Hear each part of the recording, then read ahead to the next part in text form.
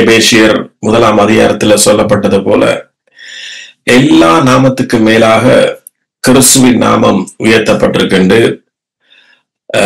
எபேசியர்ல வாசிச்சோம். ஒரு முறை நான் அந்த வசனத்தை நான் உங்களுக்கு திருப்பி வாசிக்க விரும்புகிறேன். எபேசியர் 1 அதிகாரம்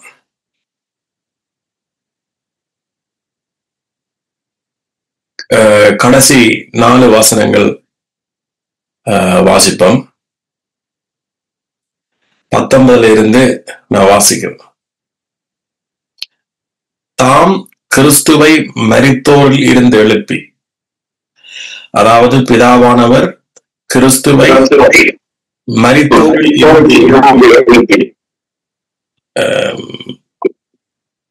மரித்தோரிலிருந்து எழுப்பி அவரிடத்தில் நடப்பித்த தமது பலத்த சத்துவத்தின் வல்லமையின்படியே, அவரிடத்தில் நடப்பித்த, அதாவது பிதா தன்னுடைய குமாரனிடத்தில் நடப்பித்த பலத்த சத்துவத்தின் வல்லமையின் படியே விசுவாசிக்கிறவர்களாகிய நம்மிடத்திலே காண்பிக்கும் தம்முடைய வல்லமையின் மகா மேன்மையான மகத்துவம் இன்னதென்றும் நீங்கள் அறியும்படிக்கு.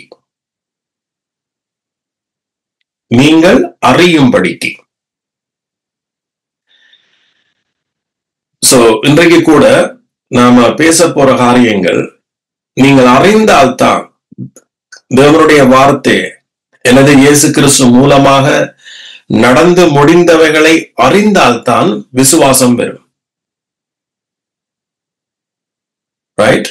ஒரு மனுஷனுக்கு அறியாம விசுவாசம் பெறாது. நீங்கள் அறியும்படிக்கு அவர் உங்களுக்கு பிரகாசமுள்ள மனக்கண்களை கொடுக்க வேண்டும் என்று வேண்டிக் கொள்கிறேன். இன்றைக்கு கடவுள் ஒருவர் இருக்கிறார் என்று அறிகிறதால ஒரு மனுஷன் வாழ்க்கையில எந்த ஒரு பிரயோஜனமும் இல்லை. சோ அப்படின்னு சொன்னா இன்றைக்கு உலகத்துல எல்லா மதத்துல இருக்கிற நம்பிக்கைகளும் சரியாக போகும். ஆனா இங்க பைபிள் மட்டும்தான் பிதாவானவர் தன்னுடைய குமாரனை இந்த பூமிக்கு அனுப்பி, வார்த்தையா இருந்த கடவுள் மனுஷனாக ரூபம் எடுத்தது. கடவுள் முதல் வார்த்தையா இருந்தா சொல்லப்படுது. சோ அந்த வார்த்தை மாம்சமாகி சரீர உடலோட இந்த பூமியில வாழ்ந்தவர் என்று சொன்னா எந்த ஒரு மனுஷனால இலகுவாக நம்ப முடியாது. ஆதியில வார்த்தை இருந்தது, அந்த வார்த்தை தான் தேவனாயிருந்தது. ஆமென். சோ அதனாலதான் வார்த்தையை பிரசங்கிக்கிற பொழுது நீங்க உண்மையாக அலட்சியம் படுத்தாம, இந்த வார்த்தை தான் கடவுள் என்பதை ஒரு மனுஷன் எப்ப நம்புறானோ அன்றைக்கு அவனுடைய வாழ்க்கையில வெளிச்சம் உண்டாது. எத்தனை பேர் நான் சொல்ற புரியுது? ஆமென். சோ மீட்டு எடுத்து நீங்களும் பேசுங்க, உண்மையாக ஆமேன் என்று சொல்லுங்க, பேசுங்க, வார்த்தையை ரிசீவ் பண்ணுங்க.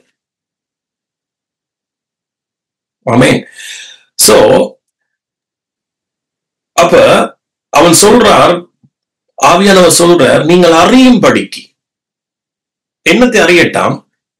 பிதாவானவர் தன்னுடைய குமாரன் இயேசு கிறிஸ்துவை மரித்தோரில் இருந்து எழுப்பினாராம்.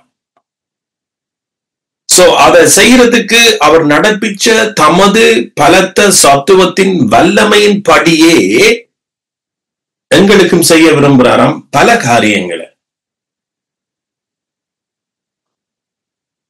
விசுவாசிக்கிறவர்களாகிய நம்மிடத்திலே காண்பிக்கும் தம்முடைய வல்லமையின் மகா மேன்மையான மகத்துவம் இன்னதென்று நீங்கள் அறியும்படிக்கு அவர் உங்களுக்கு என்னத்தை திறக்கட்டான்? மனக்கண்களை. பாருங்க அடுத்த வசனம், எல்லா துறைத்தனத்துக்கும் அதிகாரத்துக்கும் வல்லமைக்கும் கர்த்தத்துவத்துக்கும் இம்மையில் மாத்திரமல்ல மறுமையிலும் பேர் பெற்றிருக்கும் எல்லா நாமத்துக்கும் மேலாக இயேசு உயர்ந்திருக்கத்தக்கதாக. ஆமென். அப்ப அதுக்கு என்ன செய்தாராம்? எல்லாத்துக்கும் மேலாக உயர்ந்திருக்கத்தக்கதாக அவரை உன்னதத்தில தேவனுடைய பிதாவினுடைய வலது பாரிசத்துல உட்கார செய்தார். நானும் நீங்களும் தான், விசுவாசிக்கிற நானும் நீங்களும் தான் தேவனுடைய வலது பாரிசத்துல உட்கார்ந்து இருக்கிறோம். இந்த சிந்தையுடையவன் பிசாச அல்லது துரைத்தனங்களை, அதிகாரங்களை, வல்லமைகளை, கர்த்தத்துவங்களை ஈஸியாக மேற்கொள்ளுவான். ஆமென்.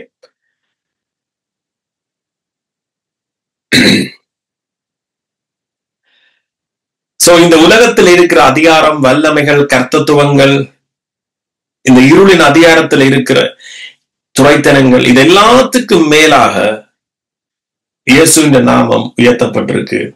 அது பிதாவுடைய வலது பாரசத்துல உட்கார்ந்து இருக்கிறார். எபேசியர் 2ஆம் அதிகாரம் சொல்லுது, எங்களையும் அவர் அவரோட சேர்ந்து உட்கார வச்சிருக்கிறார், ஆளுகை செய்யும்படியாக. ஆமென். சோ அதனாலதான் கிறிஸ்துவுக்கு நாம் என்ன செய்யறோம்? நன்றி செலுத்துறோம்.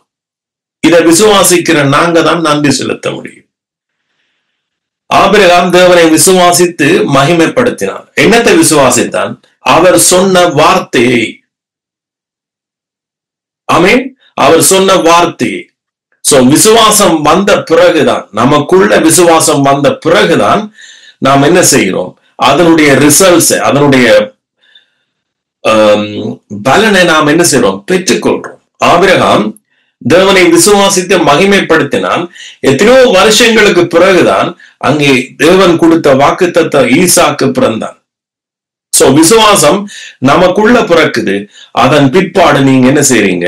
உங்களுடைய மகிமைகளை பார்க்கிறீங்க. இயேசு சிலுவையில நம்முடைய வியாதிகளை சுமந்துட்டார் என்ற வார்த்தையை ஒரு மனுஷன் தனக்குள்ள விசுவாசிச்சு அந்த வார்த்தையை தனக்குள்ள காத்து கொள்ற பொழுது அவருடைய மகிமையை நீங்க என்ன செய்வீங்க? காணுவீங்க. சோ ஆகவே இயேசுவுக்கு நாம நன்றி செலுத்துவோமா? தகப்பனே, உங்களுக்கு நாங்க நன்றி செலுத்துகிறோம்.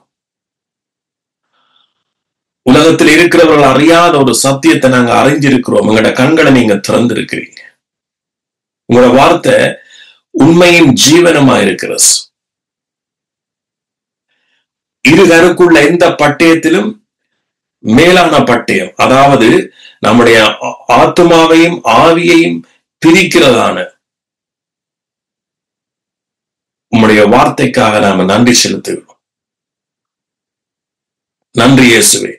தகப்பனே, உங்களுடைய உண்மைக்காய், சத்தியத்துக்காய் நன்றி செலுத்துகிறோம். தகப்பனே, நீங்க எங்கள் மேல வச்சதான அந்த ஆழமான அன்புக்காய் நன்றி. அந்த அன்பை எந்த ஒரு சக்தியாலும் பிரிக்க முடியாது என்று வசனம் சொல்லு. அதற்காக நாம நன்றி செலுத்துறோம். நன்றி இயேசுவே. இங்க இருக்கிற ஒவ்வொருவரும் உங்களோட நாமத்தை நாங்க மகிமைப்படுத்துகிறோம்.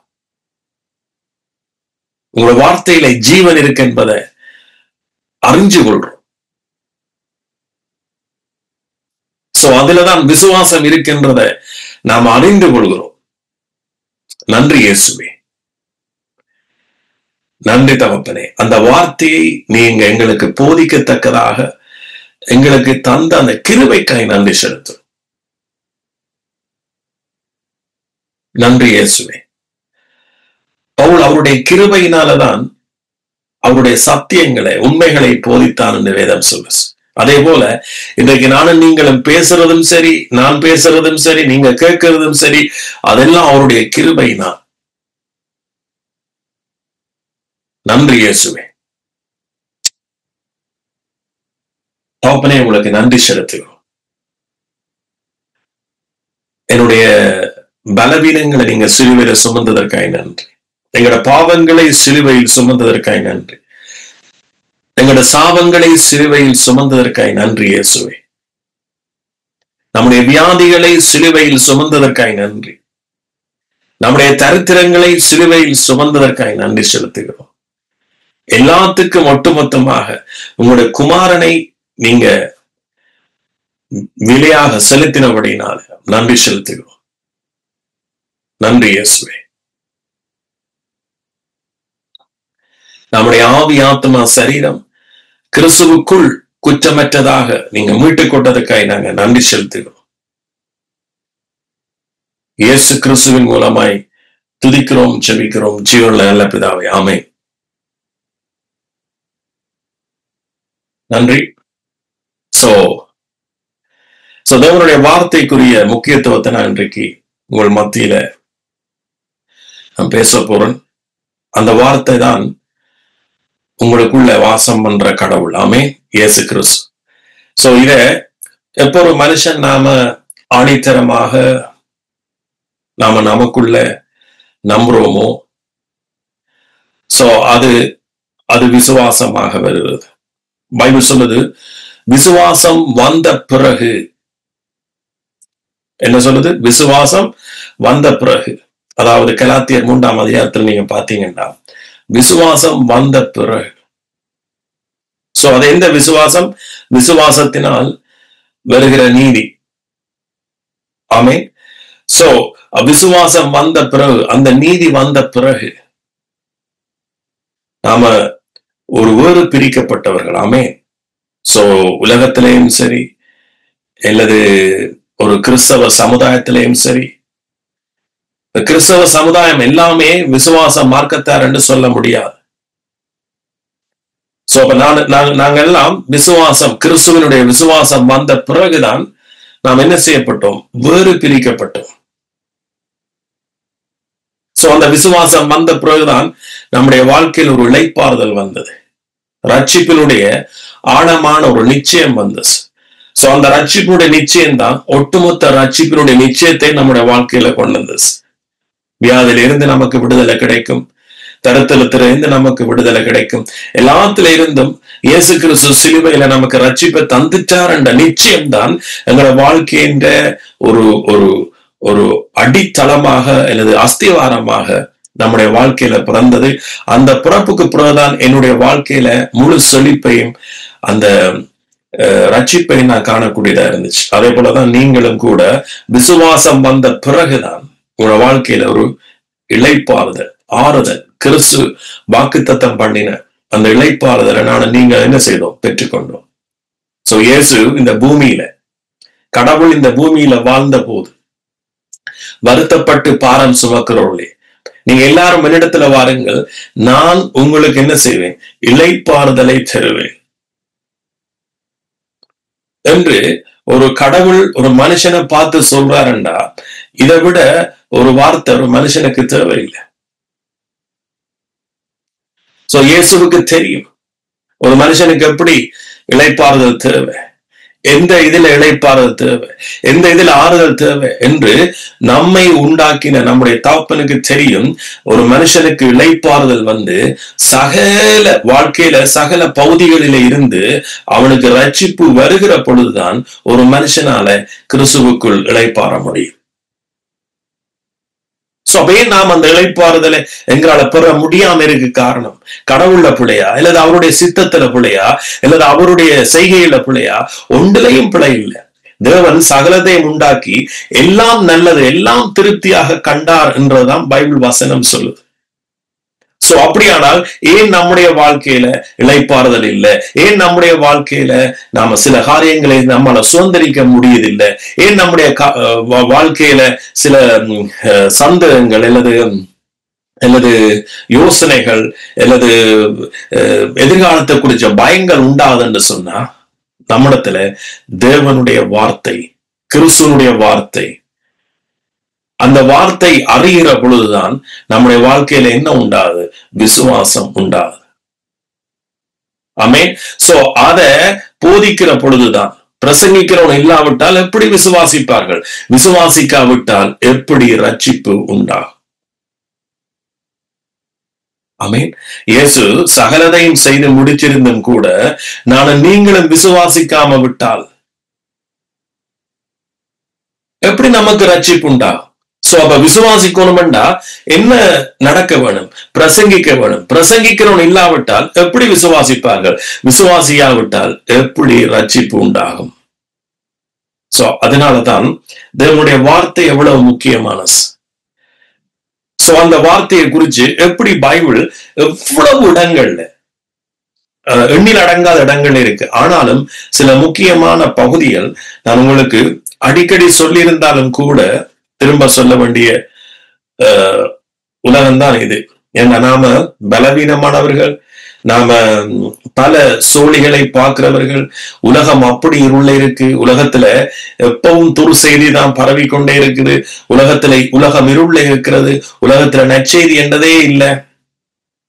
ஆனாலும் நாங்க அதுலதான் எங்கட முழு போக்கஸும் இருக்கிறபடியால திரும்ப திரும்ப திரும்ப நாம அதனுடைய வார்த்தையை பார்க்க வேண்டிய காலகட்டத்தில் இருக்கிறோம். ஆமே. சோ அதனால இன்றைக்கு போட்ட தலையங்கம் என்ன? ரோமர் 4 பாத்தீங்கன்னா, ரோமர் 4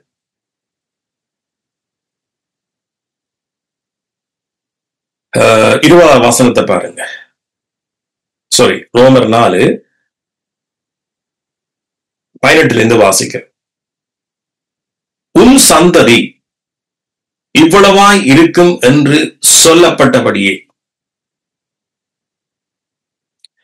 தான் அநேக ஜாதிகளுக்கு தகப்பனாவதை நம்புகிறதற்கு ஏதுவல்லாதிருந்தும் அதை நம்பிக்கையோடு விசுவாசித்தான். இங்க ஆபிரகாம் என்னத்தை விசுவாசிச்சான்டா? கடவுள் கொடுத்த வார்த்தை, கடவுள் கொடுத்த வாக்குத்தத்தம், வசனம்.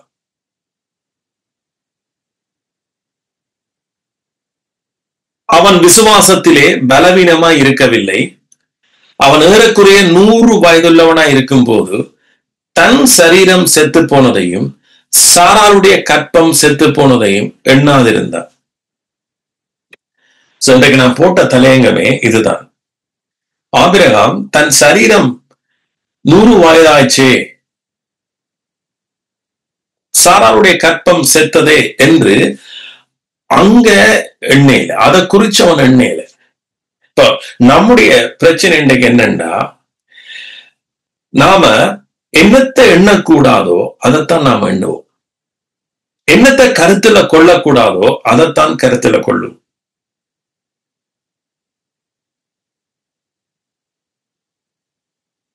சோ இப்ப ஆபிரகாமுக்கு இருந்த பிரச்சனை என்ன? வயது போயிட்டு. அதே போல ஒரு மனுஷனுடைய வாழ்க்கையிலையும் பல பிரச்சனை இருக்கலாம். எனக்கு வியாதி வந்துட்டுது, டாக்டர் சொல்லிட்டார் எனக்கு வியாதி என்று, அல்லது எனக்கு வயது போயிட்டுது, அல்லது எனக்கு இந்த காரியம் இல்லை, என்னுடைய வாழ்க்கையில ஆசீர்வாதம் இல்லை, அல்லது இனி எனக்கு முன்னேறத்துக்கு வழி இல்லை, இனி எனக்கு வேற எந்த ஒரு வழியும் இல்லை என்று சொல்லி நாம செத்து போன காரியத்தை தான் நாம பார்க்கிறோமே ஒழிய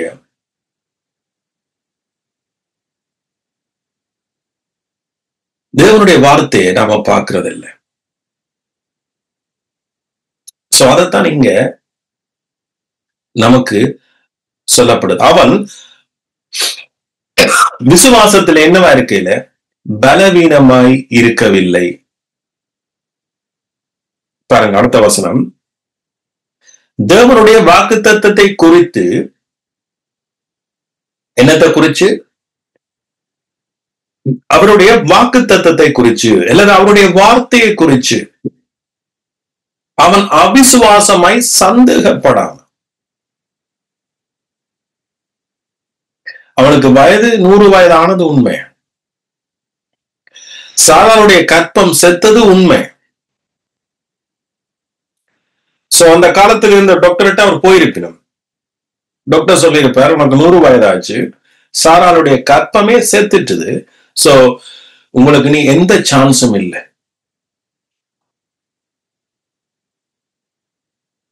ரைட்? உங்களுக்கு எந்த சான்ஸும் இல்லை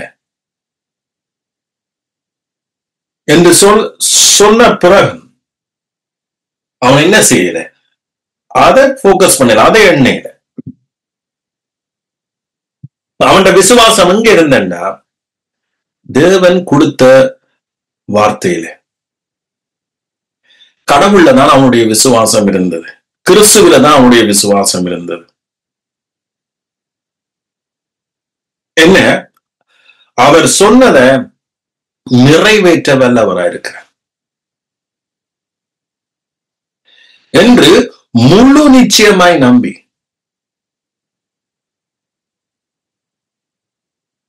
முழு நிச்சயமாய். இன்னைக்கு எத்தனை பேர் இப்ப ஆபிரகாம் ஏற்கனவே கொடுத்த வாக்குத்தத்தத்தை நிறைவேற்ற வல்லவரா இருக்க நம்பினான். ஆனா இன்றைய காலகட்டத்துல கிறிஸ்துவுக்குள் இருக்கிற நீங்க எத்தனை பேருக்கு தெரியும் இயேசு கிறிஸ்து எல்லா வாக்குத்தத்தங்களையும் கிறிஸ்துவுக்குள் நிறைவேற்றி எல்லாம் ஆம் என்றும் ஆமேன் என்றும் இருக்கிறது.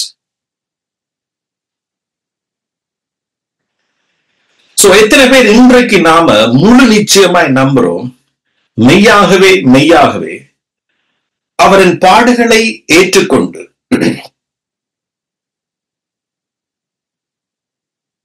மெய்யாகவே அவர் நம்முடைய பாடுகளையும் துக்கங்களையும் ஏற்றுக்கொண்டு. எத்தனை பேருக்கு தெரியும் உங்களுடைய பாடுகள், வியாதிகள், உங்களுடைய கஷ்டங்கள், உங்களுடைய துன்பங்கள், உங்களுடைய துயரங்கள், உங்களுடைய பாவங்கள், உங்களுடைய அக்கிரமங்கள் எல்லாத்தையும் இயேசு கிறிஸ்து தன்மேல சுமந்து கொண்டார். எத்தனை பேர் நாம முழு நிச்சயமாய் எஸ் இன்றைக்கு எனக்கு வியாதி இருக்கு டாக்டர் சொல்றேன், ஆனா இயேசு கிறிஸ்து என்றைக்கோ அதை சுமந்துட்டார் என்ற முழு நிச்சயம் எத்தனை பேருக்கு இருக்கு? அப்படி இருந்தா நீங்க என்ன செய்வீங்க? தேவனை மகிமைப்படுத்துவீங்க.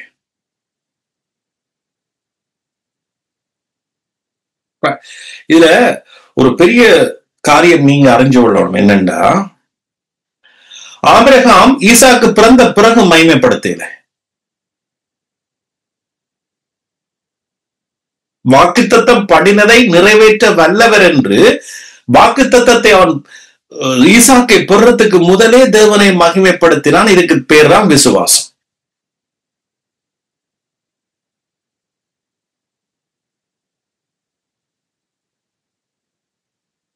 எத்தனை பேர் நான் சொல்ற புரியுது? ஆமே. விசுவாசம் என்பது உங்களுடைய சரீரத்துல வியாதியின் அறிகுறி இருக்கிற பொழுதும் நீங்க அறிகுறியால வர்ற வியாதியை நீங்க நம்புறத பார்க்கிலும் இயேசு கிறிஸ்து சிலுவையில சுமந்துட்டார் என்ற நம்பிக்கை தான், அந்த வசனத்தால வருகிற நம்பிக்கை தான் உங்களோட வாழ்க்கையில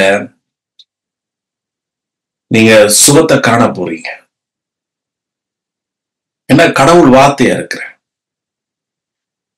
இதை நாம அறியாத பட்சத்துல தான் நாங்க என்ன செய்யற வேண்டாம், உடனடி நிவாரணத்துக்காக நாம மனுஷரை நாடுகிறோம், உலகத்தில் இருக்கிற அற்புத அடையாளங்களை நாடுகிறோம். திரும்ப சொல்றேன், வார்த்தையில் இருக்கிற ஜீவனை விட என்னிடத்திலேயோ அல்லது என்னை விட பெரியவர்களிடத்திலேயோ எவர்களிடத்திலேயும் தெய்வீக சுகம் அல்ல. மனுஷன் உங்களுக்கு தெய்வீக சுகத்தை தாரதில்லை, தேவனுடைய வார்த்தை மட்டும்தான். ஆமென். ஒரு ஓட்டர் கொண்ட இல்லமா. சோ தேவனுடைய வாக்குத்தத்தத்தை, தேவன் வாக்குத்தத்தம் பண்ணினதை நிறைவேற்ற அவர் என்னவா இருக்கிறாராம்? வல்லவரா இருக்கிறார். முழு நிச்சயமா நம்பினார். தேவனை மகிமைப்படுத்தி விசுவாசத்துல வல்லவனான. ஆகையால் அது அவனுக்கு நீதியாக எண்ணப்பட்டது. சோ அந்த நீதி அவனுக்கு மாத்திரமல்ல, நமக்காகவும் எழுதப்பட்டிருக்கிறது. ஆமென். சோ அடுத்த வசனம், நம்முடைய கர்த்தராகிய இயேசுவை மரித்தொழிந்து எழுப்பினவரை விசுவாசிக்கிற நமக்கும் அப்படியே எண்ணப்படும். அடுத்த வசனம், அவர் நம்முடைய பாவங்களுக்காக ஒப்புக் கொடுக்கப்பட்டும் நாம் நீதிமான்கள் ஆக்கப்படுவதற்காக எழுப்பப்பட்டும் இருக்கிறார். சோ அதனாலதான் நானும் நீங்களும் இன்றைக்கு நீதிமான். இதை விசுவாசிக்கிறதுனால, இதை நம்புறதுனால. ஆமென். சோ இங்க பாத்தீங்கன்னு சொன்னா ஆபிரகாமுடைய விசுவாசத்தை குறிச்சு பேசப்பட்டிருக்கு. ஆபிரகாம் எப்படி விசுவாசிச்சான்? இன்றைக்கு விசுவாசம் என்றா எப்படி தெரியுமா? இன்னைக்கு அநேகர் எப்படி ஜெபம் பண்ணுவார்கள் தெரியுமா? ஆண்டவரே, எல்லாரும் உம்மை வெறுத்தும் நான் உம்மை வெறுக்கல. ஒருவரும் சர்ச்சுக்கு வராம நான் சர்ச்சுக்கு வந்தேனே. ஒருவரும் மற்றவரோட நான் அதிகமான பணத்தை உங்களுக்கு கொடுத்தேனே. மற்றவரோட அதிகமா நான் சர்ச்சுக்காக பாடுபட்டேனே. அவர்கள் செய்கிற கிரியைகளின் நிமித்தம் அநேகர் ஜெபம் பண்றார். இதுக்கு பேர் விசுவாசம் அல்ல. இன்றைக்கு பிசாசு சபைகள் ஊடாக கொடுத்த விசுவாசம் இதுதான். சோ அதனால அநேகரால ஒன்றையும் பெற முடியதில்லை. துறைத்தனங்களையும் அதிகாரங்களையும் வல்லமைகளையும் கர்த்தத்துவங்களையும் மேற்கொள்ள முடியதில்லை. விசுவாசம் இயேசு கிறிஸ்து செய்து முடிச்சதுலதான் விசுவாசம் இருக்கிறது. நம்முடைய கிரியைகள் அல்ல விசுவாசம். விசுவாசத்தினால தான் கிறிஸ்து செய்து முடிச்ச விசுவாசத்தினாலதான் நாம் நீதிமானாகலாம். இன்னைக்கு உலகத்தில் இருக்கிற மனிதனுடைய அறிவில் இருக்கிற விசுவாசம் இதுதான். கடவுளுக்காக நான் பாடுபடுகிறேன், கடவுளை நான் தேடுகிறேன், கடவுளுக்காக கொடுக்கிறேன், மனுஷனிடத்துல நான் கிரியைகளை நடப்பிக்கின்றேன், அதனால தேவன் என்னை கைவிட மாட்டார் என்கின்ற விசுவாசம் தான் அநேகரிடத்தில் இருக்கிறது.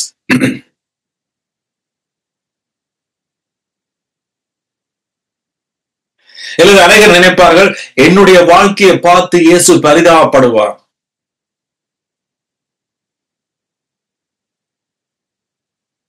எஸ், உங்களுடைய வாழ்க்கையை பார்த்து இயேசு பரிதாபப்படுவார், உண்மைதான். அதனாலதான் தன்னுடைய குமாரனா இயேசுவை சிலுவையில் அனுப்பி உங்களுக்காக எல்லாவற்றையும் செய்து முடிச்சுட்டார் ஏற்கனவே. அதுக்கு பேர் தான் விசுவாசம். அதுதான் நீதி.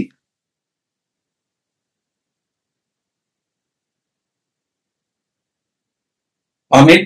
அவர் இப்ப நாங்க கொஞ்சம் வார்த்தையை நாம தியானிப்போம், ரைட்? ஏன் நமக்கு வார்த்தை நம்பணும்? தேவன் வார்த்தை ஜீவன் உள்ளது. ஆமீன். அதுதான் நமக்கு உயிரை கொடுக்கிறது. அதுதான் நம்ம முற்று முழுதாக விடுதலை ஆக்குறது. ஆமீன். சோ அதனால இப்ப நான் சில வசனங்களை நான் உங்களோட பகிர்ந்துள்ள பார்த்தேன்.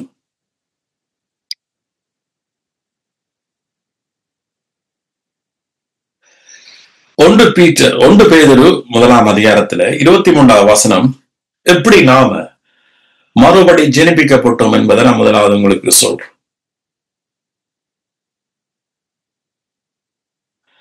சோ நாம மறுபடி ஜெனிப்பிக்கப்பட்டது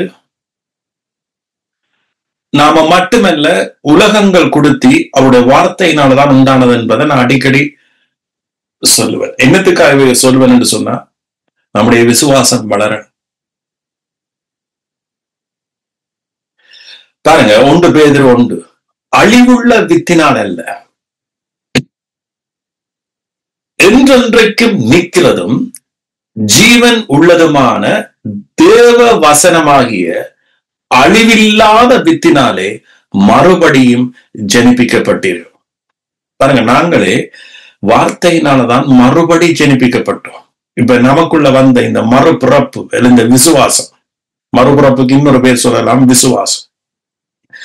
நமக்குள்ள இந்த பிறந்த விசுவாசம், நமக்குள்ள இந்த வந்த அறிவு வர, இது நான் போய் தண்ணியில மூழ்கி வந்ததால வரையிலையா, என்னவாம்? வார்த்தையினால்.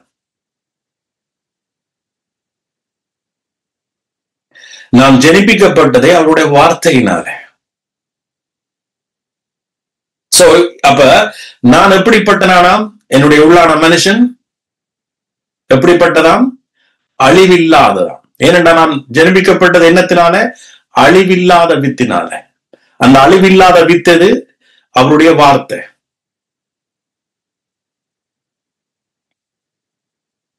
அப்ப நான் மட்டும் அவருடைய வார்த்தையினால ஜெனிப்பிக்கப்பட்டிருக்கேன், உலகங்களும் அவருடைய வார்த்தையினால ஜெனிப்பிக்கப்பட்டிருக்கு.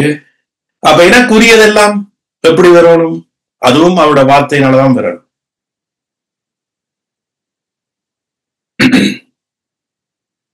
ஏன்?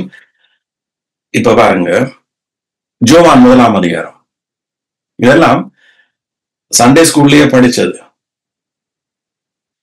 ஆனாலும் இதோட வார்த்தை திரும்ப திரும்ப திரும்ப படிக்க ஒவ்வொரு நாளும் புதிய புதிய காரியங்கள் அங்கிருந்து வெளியில வரும். யோவான் 1:1, ஆதியிலே வார்த்தை இருந்தது, அந்த வார்த்தை தேவனாய் இருந்தது.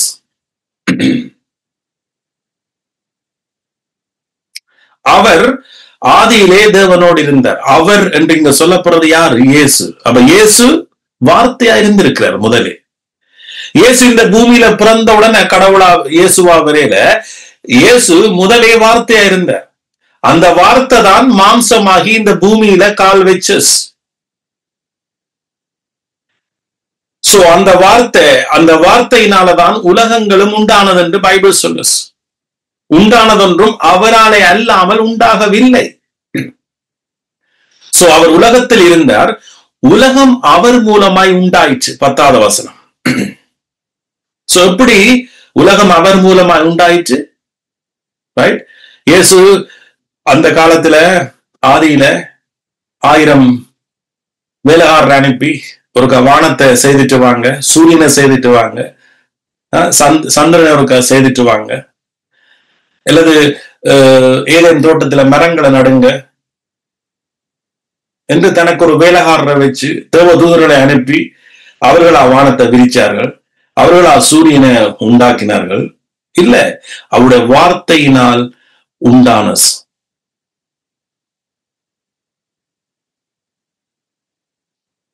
ஆமென்.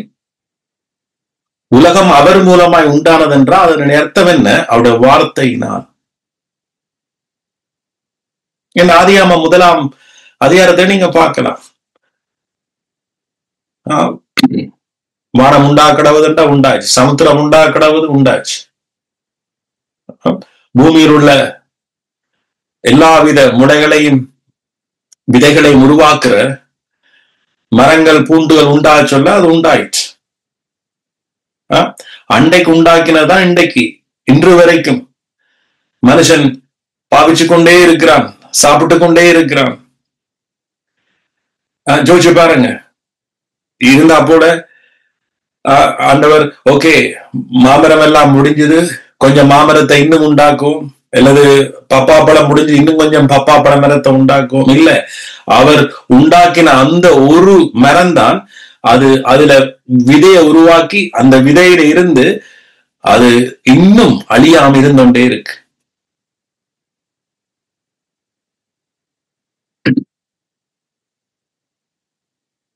பாருங்க, அவருடைய வார்த்தையில உண்டானது இன்று நிலைச்சிருக்கு. பப்பா மரம் இன்று நிலைச்சிருக்கு, மாதுளை மரம் இன்று நிலைச்சிருக்கு, சூரியன் இன்றும் நிலைச்சிருக்கு, சந்திரன் இன்றும் நிலைச்சிருக்கு, சிங்கம் இன்றைக்கு நிலைச்சிருக்கு, விளமீன் இன்றைக்கும் நிலைச்சிருக்கு.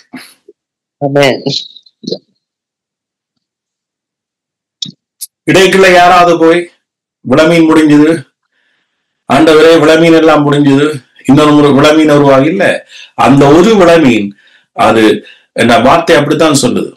எப்படி சொல்லுது? சமுத்திரத்தின் மச்சங்கள், ரைட்? அது ஜோடி ஜோடியா, காட்டு மிருகங்கள் ஜோடி ஜோடியா, ரைட், மரங்கள். சோ அப்ப அவர் கணக்க உருவாக்கல, 10 மாமரத்தை உருவாக்கல, ஒரு மாமரம். ஆனா அதுல என்ன விதை கொடுக்கத்தக்க மாமரம். சோ அந்த விதை அடுத்த மாமரம், விதை. சோ தேவனுடைய வார்த்தையும் அப்படித்தான், விதை அப்படித்தான் சொல்லப்படுது. சோ ஆகவே நம்ம தேவனுடைய வார்த்தையில தான் நாம் என்ன செய்யணும், நாட்டத்தை செலுத்தணும். தேவனை நேசிக்கிறவன் தேவனுடைய வார்த்தையை நேசிப்பான். தன் வாழ்க்கையில ஜீவன் வேணும் என்றவன் வார்த்தையை நேசிப்பான். தெய்வீக சுகத்தை புறவணும் என்றவன் வார்த்தையை விசுவாசிப்பான். இன்றைக்கு கிறிஸ்தவனுடைய வார்த்தையை நேசிக்கிறீல, எங்க அற்புத கூட்டம், எங்க சுகம் கொடுக்குறாங்க? வார்த்தையால வராத சுகம் வேற ஒன்றாலையும் வர போறதில்லை. வார்த்தையில் இல்லாத ஜீவன் இன்றைக்கு மனுஷன் கொடுக்க போறதில்லை. எல்லாம் இன்றைக்கு உலகம் மனுஷனை ஏமாற்றுகிறது. இன்றைக்கு கிறிஸ்தவமே மனுஷனை ஏமாற்றுகிறது. நமக்கு எல்லாம் டிவியில பார்க்கையும் மீடியாலையும் பார்க்கையும், ஐயோ இங்க பெரிய அற்புதம் நடக்குது போலக்கு, செத்தவனை கொண்டே விட்டு பாருங்க, உயிர்ப்பிக்கட்டும் பாப்போம். ஒன்றுமே நடக்கு. சரி, எங்கேயாவது சாட்சி கேள்விப்பட்டீங்களா? ஓ, எனக்கு டயபிட்டிஸ் 10 வருஷமா இருந்து இந்த பாச ஜாப் பண்ண டயபிட்டிஸே காணல. அப்ப டயபிட்டிஸ் சோப்படாதா? சகல வியாதிகளுக்கும் இதோட வார்த்தை தான் மருந்து. நம்ம வார்த்தையை நம்பாம மனுஷர்களை நாடி போறதுனாலதான் இதோட வார்த்தை நமக்குள்ள கிரிய செய்யல. ஆமென். சோ என்னவாம், உலகம் அவர் மூலமாய் உண்டாயிற்று, உலகமோ அவரை அறியவில்லை. உலகம் வார்த்தையினால் உண்டாயிற்று, ஆனா உலகத்தில் இருக்கிற ஜனங்களோ அவரை அறியவில்லை. எபிரேயர் 11:3 பாருங்க. விசுவாசத்தினாலே நாம் உலகங்கள் தேவனுடைய வார்த்தையினால் உண்டாக்கப்பட்டதென்றும் இவ்விதமாய் காணப்படுகிறவைகள் தோன்றப்படுகிறவைகளால் உண்டாகவில்லை என்றும் அறிந்திருக்கிறோம்.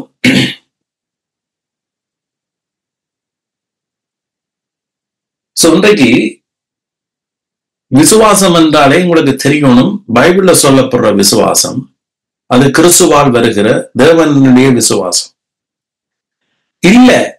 சிலர் என்னோட ஆகி பண்றவை. சரி, அப்படி என்றா இந்த வசனத்தை பாருங்க. விசுவாசத்தினாலே நாம் உலகங்கள் தேவனுடைய வார்த்தையினால் உண்டாக்கப்பட்டது. அப்ப எங்கட விசுவாசம் என்றா, அப்ப எங்கட விசுவாசத்தினாலே உலகங்கள் உண்டானது? நாங்க பிறந்தோமா? அப்ப யார்கிட்ட விசுவாசத்தை பேசப்படுது? தேவன் தன் வார்த்தையினால் உண்டாக்கப்பட்டது என்பதை நாம நம்புறதுதான் விசுவாசம்.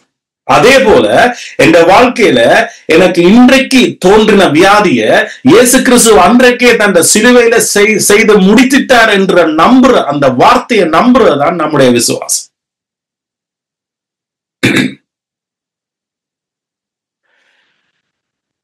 ஏன்னா ரட்சிப்பு நீங்க தெளிவா தெரியும், ரட்சிப்பு தேவனால் வர்றது. இன்னைக்கு இயேசு கிறிஸ்து மூலமாய் சகல ரட்சிப்பும், ஒரு மனுஷனுக்கு தேவையான அத்தனை ரட்சிப்பும் இயேசு கிறிஸ்து மூலமாய் கொடுக்கப்பட்டிருக்கு. விசுவாசத்தினால மட்டும்தான் நாம் என்ன செய்ய முடியும்? சுதந்திரிக்க முடியும். சோ அந்த விசுவாசம் தான் நாங்க பேசுறோம். ஆமென்.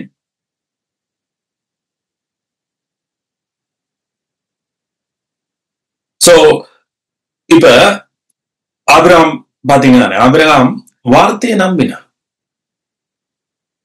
சரீரம் செத்து போனதை அவன் எண்ணெயிலே. சோ அப்ப அவன் உலகத்தை பார்க்கிறத விட, இல்ல தன்னை பலவீனத்தை பார்க்கிறத விட, இல்ல தன்னை பிரச்சனையை பார்க்கிறத விட, இல்ல தான் செத்து போனதை பார்க்கிறத விட, உயிருள்ள வார்த்தைய அவன் எண்ணினபடியால, உயிருட வார்த்தையில அவன் ஸ்டில் நம்பிக்கொண்டிருந்தபடியால, என் வசனம் தான் சொல்லு. ஆபிரகாமுடைய ஸ்டோரியை வாசிக்க உங்களுக்கு எல்லாம் தெரியாது. ஆனா இங்க ஆவியானவர் வெளிப்படுத்துறார், அவன் நம்பி தன்னை வார்த்தையை நம்பி தன்னை மகிமைப்படுத்தி இருக்கிறான் என்பதை ஆண்டவர் வெளிப்படுத்தி இருக்கிறார். எப்ப மகிமைப்படுத்தி இருக்கிறான்? ஈசாக்கு பிறக்க முதலேயே.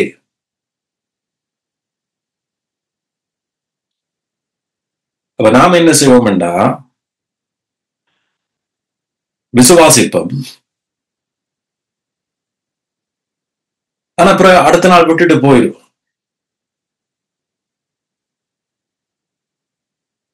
முழு நிச்சயம் நமக்குள்ள இல்லாதபடியாலதான் நாம் என்ன செய்யறோம்? அந்த விசுவாசத்தை விட்டு போறோம். ஆனா ஆபிரகாமுக்கு அந்த முழு நிச்சயம் இருந்ததை தேவ வார்த்தை சொல்லு.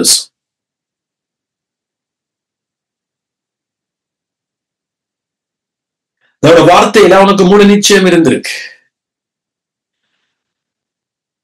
வாக்குத்தத்தத்தை பண்ணினவர் நிறைவேற்ற வல்லவர் என்கின்ற அந்த அறிவு ஆபிரகாமுக்கு இருந்திருக்கு.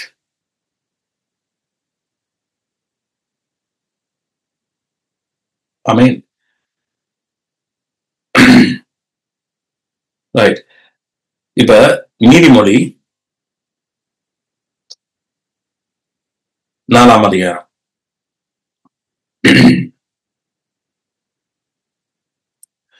10வது வசனமும் 20, 21, 22, 23. என் மகனே கேள், என் வார்த்தைகளை ஏற்றுக்கொள், அப்பொழுது உன் ஆயுசின் வருஷங்கள் அதிகமாகும். இன்றைக்கு உலகத்துல என்ன பிரச்சனை தெரியுமா? ஆயுசு குறைஞ்சு போஸ். ஆனா வசனம் என்ன சொல்லுது? ஆயுசு வருஷங்கள் அதிகம் ஆகும். எதை நீங்க நம்ப போறீங்க?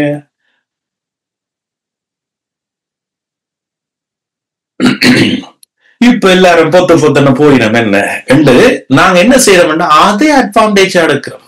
நாமளும் அப்படியே போகலாம். மற்றவருக்கு நடக்கிறான், நமக்கு நடக்கு.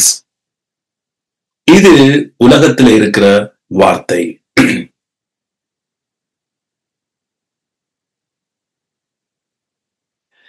சிலருக்கு இது கொடுத்து அசண்டையா இருக்கு.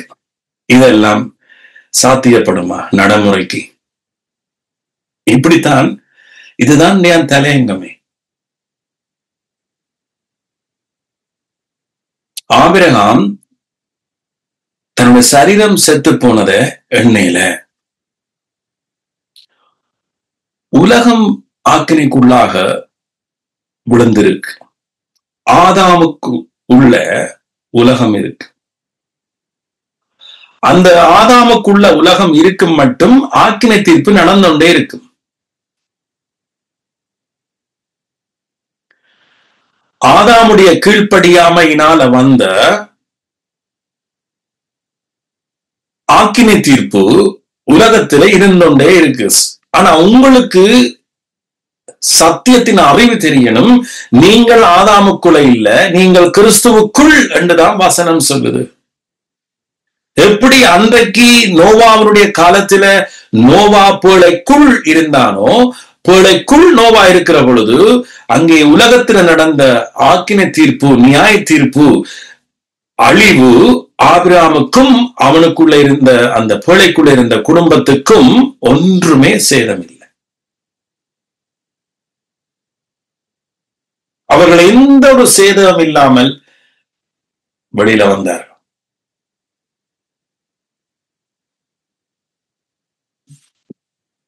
இது சாத்தியப்படுமா? இந்த பூமியில சாத்தியப்படுமா? இதனுடைய வார்த்தையை நம்புறவனுக்கு சாத்தியமா? என் மகனே கேள், என் மகளே கேள், என் வார்த்தைகளை ஏற்றுக்கொள், அப்பொழுது உன் ஆயுஷின் வருஷங்கள் அதிகமாகும்.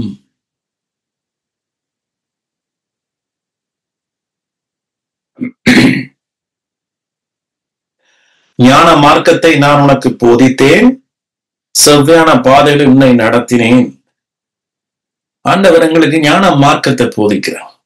உலகத்தினுடைய ஞானம் வேற, தேவனுடைய ஞானம் வேற. உலக ஞானம் உலகத்தில உள்ளவைகளை சாரும், தேவ ஞானம் தேவனுடைய வார்த்தையை சாரும்.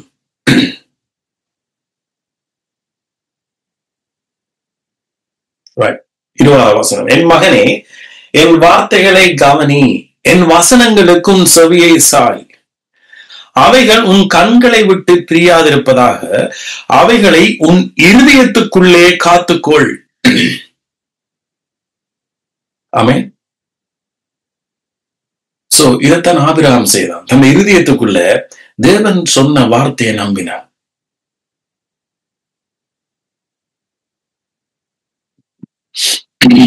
உங்களுடைய இருதயத்துக்குள்ள அவருடைய வார்த்தையை காத்துக்கொள்ளும்.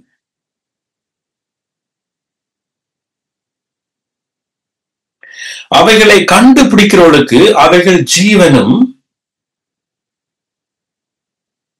அவைகளை கண்டுபிடிக்கிறவர்களுக்கு அவைகள் ஜீவன். எது? இதோட வார்த்தை. என்ன? வார்த்தை தான் ஜீவன். ஜீவன் தான் இயேசு. இயேசுதான் வார்த்தை.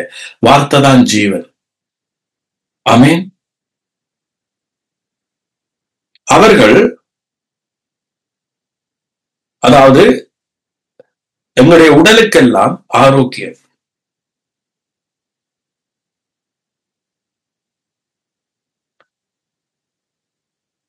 அநேகர் நாம என்ன யோசிக்கிறோம்? எஸ், ஆண்டவர் சிலுவையில ஆஃப்கோர்ஸ் செய்து முடிச்சிருக்கிறார். அவங்களுக்கு ரட்சிப்பை தந்திருக்கிறார்.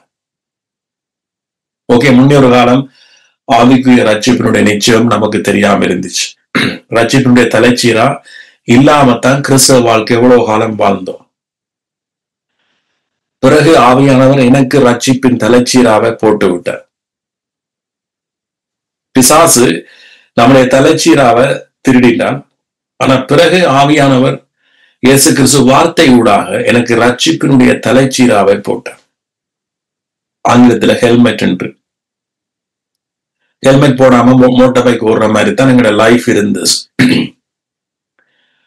எபேசியர் 6ஆம் அதிகாரத்துல பவுல் பேசுற, ரட்சிப்பின் தலைச்சீராவை நீங்க அணிந்து கொள்ளுங்க. சோ அப்ப எனக்கு ரட்சிப்பினுடைய முழுமையை நான் தேவனுடைய வார்த்தையை நான் பெற்றுக்கொண்டேன். சோ அப்பொழுது என்னுடைய வாழ்க்கை பயணம் நிச்சயத்தில் இருந்து ஆரம்பிச்சது. சோ கொஞ்ச காலத்துக்கு பிறகுதான் சகல விதமான ரட்சிப்பின் நிச்சயம் எனக்கு வந்தது. ஸ்டார்ட்ல நான் அறிவிக்க, ஓகே, உலகாலமும் பரலோகத்துக்காக போராடினமே, பரலோகத்தை நமக்குள்ள கிடைச்ச ரட்சிப்பை நம்முடைய கிரியினால காத்தோமே, இப்ப எனக்கு இந்த ரட்சிப்பு நிச்சயம் வந்தோடனே அதுல இருந்து நான் விடுதலை ஆனேன். ஆனா பின்னர் தான் வார்த்தை ஊடாக ஆண்டவர் அதையும் அந்த நிச்சயத்தையும் தந்தார். இல்ல, நீ தனிய நான் உனக்கு பரலோகத்துக்கு போற நிச்சயத்தை மட்டும் தெரியல, நித்திய ஜீவன், அதாவது சகல விதமான ரட்சிப்பினுடைய நிச்சயத்தை நீ பெற்றுக்கொள். சோ இந்த நிச்சயம் உனக்குள்ள வெறும் வந்தாத்தான் உனக்குள்ள, அதுதான் அந்த தேவனுடைய வித்து, நமக்குள்ள விதை. சோ அந்த விதை தான் பிறகு மரமாக பெறப்போஸ். சோ அந்த விதை தான் இந்த வாழ்க்கையில, பிறகு அந்த மரம் தான் இந்த வாழ்க்கையில செழிப்பை கொன்றப்போ, சகல விதமான செழிப்பையும் தரப்போஸ். அதாவது சகலவித செழிப்பு, நம்முடைய சரீர ஆரோக்கியம் அல்லது நம்முடைய சகல தேவைகளும், எல்லா தேவைகளும் கிறிஸ்துவுக்குள் நமக்கு சந்திக்கப்பட்டது. சோ அப்ப இந்த ரட்சிப்பின் தலைச்சீராவை பிசாசு எங்களை விட்டு எடுத்து விட்டா, இயேசு கிறிஸ்து என்னத்துக்காக எல்லாத்தையும் செய்து முடிச்சாரோ, நாம அதற்காக நாம் என்ன செய்வோம்? கதறி கதறி அழ ஆரம்பிப்போம். சோ நம்முடைய ஜெபம் எல்லாம் ஏற்கனவே செய்து முடிச்சதுக்காக ஜெபிக்க ஆரம்பிப்போம். அப்பொழுது நாம அதோட வார்த்தையில நிலைநிக்காம போறோம். சோ அதான் இன்னைக்கு அநேக கிறிஸ்தவர்களுக்கு நடக்குது.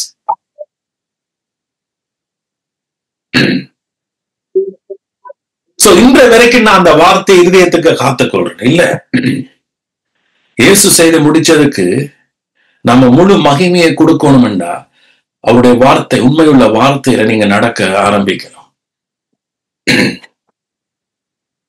சோ இதைத்தான் நீங்க நீதிமன்றம் சொல்ற, மகனே உங்க இருதயத்துக்குள்ள காத்துக்கொள். அவைகளை கண்டுபிடிக்கிறவர்கள் அவங்க ஜீவனும் அவர் உடலுக்கெல்லாம் ஆரோக்கியம். சோ நீங்க டாக்டர்கிட்ட போறீங்க. சோ எந்த ஒரு வியாதிக்கும் என்ன செய்யறாரு டாக்டர்? பிரிஸ்கிரிப்ஷன் எழுதித்தாரு. ஒரு மாசத்துக்கு போடுங்க இந்த மருந்த, அல்லது ஒரு கிழமைக்கு போடுங்க. நாம என்ன செய்யறோம்? அதை தவறாம எடுத்து போடுறோமா இல்லையா?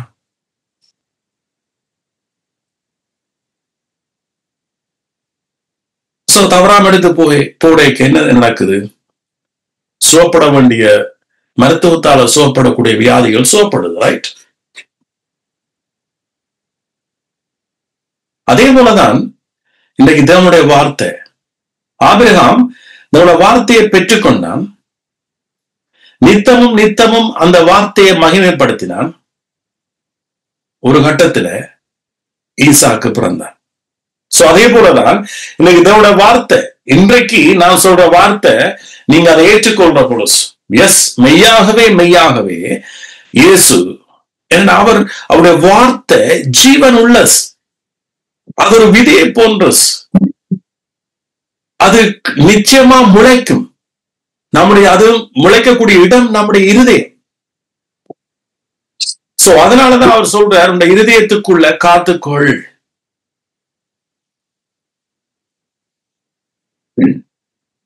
அவைகளை கண்டுபிடிக்கிறவர்களுக்கு அவைகள் ஜீவனை கொடுக்கும். எனக்கு ஜீவனை கொடுக்கும். எனக்கு முழு நிச்சயம் இருக்கு. நான் பொய் சொல்லல, எனக்கு முழு நிச்சயம் இருக்கு. எந்த ஒரு காரியத்தையும் தேவனுடைய வார்த்தை மேற்கொள்ளும். உலகத்தில் இருக்கிற துறைத்தனமா இருக்கலாம், அதிகாரமா இருக்கலாம், கர்த்தத்துவமா இருக்கலாம், வல்லமைகளா இருக்கலாம், எல்லாத்தையும் நம்முடைய தேவனுடைய வார்த்தைகள், சத்தியம் சகலதையும் ஜெயிக்கும். அதனாலதான் பவுல் சொல்றார், சத்தியம் என்னும் கட்சியை உங்கள் அறையில் கட்டி இருங்கள். 23 வசனம், எல்லா காவலோடும் உன் இருதயத்தை காத்துக்கொள், அதனிடத்தில் இருந்து ஜீவ ஊற்று புறப்படும்.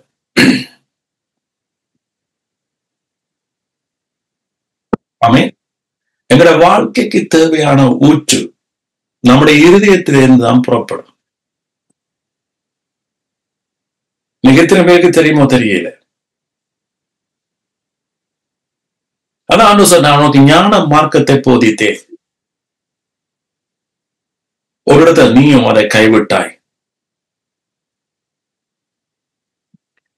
சோ நம்முடைய வாழ்க்கையில அது சின்ன பிள்ளைகளா இருக்கலாம், பெரியாக்களா இருக்கலாம், டீனேஜரா இருக்கலாம். நம்முடைய வார்த்தை தான் எல்லா வயதுக்கும் கொடுக்கக்கூடிய ஜீவ ஊற்று. ஆமென்.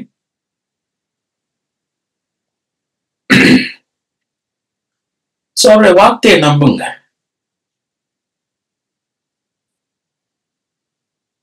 சோ அது உடலுக்கு எல்லாம் ஆரோக்கியம். ஆமென். அது வெளிச்சமான, அது வல்லமை மிக்க, அது நமக்கு ஆறுதலை, சமாதானத்தை கொடுக்கும். அது நமக்கு வாழ்க்கையை கொடுக்கும். அது நமக்கு விடுதலையை கொடுக்கும். அது நமக்கு ரட்சிப்பை கொடுக்கும். அது ஒரு ஜீவ ஊற்று. ஆமென். அந்த ஜீவ ஊற்று நம்முடைய இருதயத்தில் இருக்கு. தேவனுடைய படைச்ச படைப்பு பாருங்க. ஏதேன் தோட்டத்துல அவர் ஆறுகள் உருவாக்கினார். ஆமென். சோ அங்க என்ன செய்தது? ஆறுகள் ஜீவ ஊற்றாக புறப்பட்டுச்சு. இன்றைக்கு அந்த வெளிப்பாடு என்னன்னா, நமக்குள்ள அவர் அந்த ஜீவ ஊற்று, தேவனுடைய ஊற்று, ஆசீர்வாத ஊற்று, ரட்சிப்பினுடைய ஊற்று, நம்முடைய ரட்சிப்பு நமக்குள்ள. சோ நான் ஒரு நல்ல ஒரு புக் கொண்டு படிக்க, சோ அதுல இருந்த ஒரு வசனம் எப்படின்னா, ஒரு நல்ல ஒரு ஊழியக்காரன், நமக்கு சுகம் சரீரத்துல உருவாக முதல் நான் முந்தைய உங்களுக்கு சொல்லியிருக்கிறேன், நம்முடைய சுகமோ பலனோ ஆரோக்கியமோ நம்முடைய சரீரத்துக்கு வர்றதுக்கு முதல் அது எங்க உருவாகுது, எங்க ஊற்றெடுக்குதுன்றா நம்முடைய இருதயத்துல. ஆமென். சோ நம்முடைய இருதயத்துலதான் அது ஊற்றெடுக்கிறது. சோ அது நிச்சயமாக அது சரீரத்துக்கு என்ன செய்யப்படும், கடத்தப்படும். சரீரம் அதை கண்டுகொள்ளும். சோ உங்களுக்கு ஒரு காமன் பிரைஸ் எல்லாருக்கும் தெரியும், ஆண்டவர் நம்ம நேசிக்கிறார், இயேசு நம்ம நேசிக்கிறார். சோ இயேசு நம்ம நேசிக்கிறார், இயேசு நமக்காக தன்னை ஜீவனை கொடுத்தார், எல்லாருக்கும் தெரியும். சோ அப்படியானால் சிலர் நாம நினைக்கக்கூடும் ஆவிக்குரிய ஆசீர்வாதங்கள் மட்டும் சிலுவையில நடந்து முடிஞ்ச. ஆனா ஒரு மனுஷன் ஆவி ஆத்மா சரீரத்தை உடைய மனுஷன் தான் ஒட்டுமொத்தமா ஒரு மனுஷன். அப்ப இயேசு நம்முடைய ஆவியை மட்டும் நேசிக்கல, அவர் ஆவி ஆத்மா சரீரம். சோ இன்றைக்கு நாம புதிய ஆவியை பெற்றுக் கொண்டிருக்கிறோம், மறுபடி ஜெனிப்பிக்கப்பட்டிருக்கிறோம். நம்முடைய ஆவி தேவனிடத்துல சேர்ந்திருக்கு. ஆனா ஆத்மா பாத்தீங்கன்னா அதையும் அவர் விட்டு வைக்கல. ஆத்மாவுக்கு சத்தியத்தை அறிகிறதுனால ஆத்மாவுக்கு ஒரு இளைப்பாறுதலை கொடுத்து கொண்டே இருக்கிறார். சோ அதை மட்டும் அதோட நிறுத்தி விடையில அவர் சரீரத்துக்குரிய சகல நோய்களை, சங்கீதம் 103 சொல்லுது. சங்கீதம் 103 ஒரு விஷயம் எடுப்போமா? ஏன்னா அதுல 2-3 காரியங்களை நான் திரும்ப உங்களுக்கு ஞாபகப்படுத்த விரும்புறேன். சங்கீதம் 103.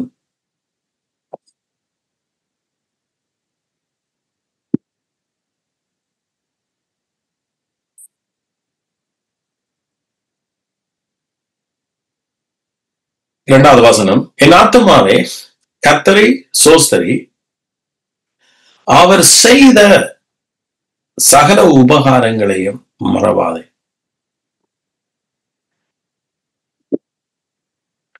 அதாவது சிலுவையில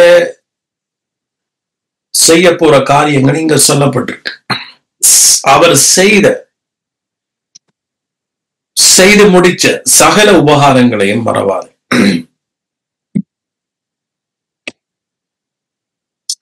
எத்தனை பேர் ஆண்டவர் என்ன நோக்கத்துல சொல்றார் என்றா, அதுக்கு ஒரு சின்ன உதாரணம் நான் சொல்றேன் உங்களுக்கு.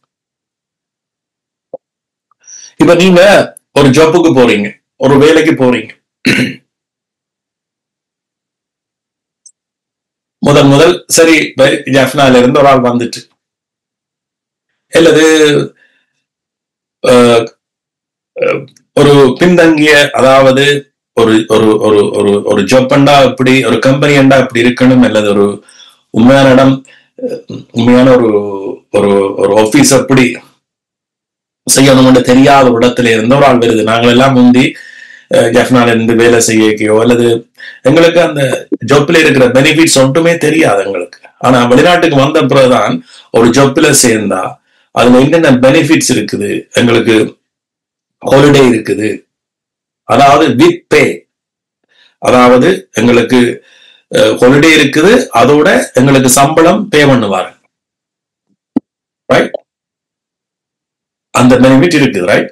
சோ அப்ப நாங்க இந்த ஒரு வேலைக்கு போறோம், கம்பெனிக்கு போறோம், இதெல்லாம் தெரியாது நமக்கு, செய்தொன்றிருக்கிறோம். ஒரு ஆள் சொல்ற, உங்களுக்கு தெரியுமா இந்த கம்பெனில நீங்க ஒரு மாசம் லீவ் எடுக்கலாம், ஆனாலும் உங்களுக்கு சம்பளம் தருவார். அப்படியா என்று நாங்க என்ன செய்யறோம்? திகைச்சு போய் நிக்கிறோம். ஸ்டார்ட்ல எனக்கு அப்படி திகைப்பு இருந்தது. என்ன நாங்க பிறந்ததுல இருந்து கேள்விப்படவே இல்லையே. உடனே என்ன செய்யறோம்? அடுத்த மாசமே ஹாலிடே புக் பண்றோம். என்ன செய்யறோம்? வீட்டை நிக்கிறோம் அல்லது எங்கேயாவது போறோம், மாச சம்பளம் வந்து விழுது. இது என்னத்துக்கு நான் சொல்றேன்னு சொன்னா, அந்த கம்பெனியில இருக்கிற உபகாரத்தை நான் அறியல, எனக்கு தெரியாத மட்டும் நான் என்ன செய்தேன், அந்த பெனிஃபிட், அந்த உபகாரத்தை நான் பயன்படுத்தல, எடுக்க. எப்ப எனக்கு தெரிஞ்சதோ அப்ப உடனே நான் என்ன செய்தேன், அதை கிளைம் பண்ணி எடுத்தேன். இது ஒரு உதாரணம். இன்னொரு உதாரணம், இந்த நாட்டில வேலை இல்லாம போனா, வேலை எங்களுக்கு எடுக்க கஷ்டம்டா, அல்லது வேலை இல்லாம போனா இந்த நாட்டுல ஒரு பெனிஃபிட் கொடுக்கிறான் எல்லாருக்கும். அது அவனுக்கு உரிமை, அது ஒரு உபகாரம், இந்த நாட்டில இருக்கிற உபகாரம். சோ எத்தனையோ பேருக்கு அப்ப அந்த காலத்துல யூகேல இருந்தவர்களுக்கு தெரியாது, தெரியாம எத்தனையோ பேர் கஷ்டப்பட்டிருக்காங்க. பிறகு பிறகு இந்த நாட்டில இங்க உரிமை உள்ள ஆக்களுக்கு, அதாவது இங்க பிரஜா உரிமை உள்ளவர்களுக்கு இந்த சலுகை இருக்கிறது என்று தெரிஞ்ச பிறகு எல்லாரும் எடுக்க தோன்றார். இன்றைக்கு தெரியாதவனே இல்லை. ஏனென்றா எல்லாரும் உடனே சொல்லுவோம், ஒரு ஆளுக்கு வேலை இல்லையென்றா நீங்க உங்களோட பெனிஃபிட் அப்ளை பண்ணி எடுங்க. ரைட்? அப்ப நாங்க என்ன செய்யறோம், மற்றவனுக்கு சொல்றோம். அந்த நோக்கத்துலதான் இந்த அதிகாரம் எழுதப்பட்டிருக்கு. என் ஆத்துமாவே கர்த்தரை சோசரி, அவர் சிலுவையில் செய்து முடிச்ச உபகாரங்களை நீ மறவாதே.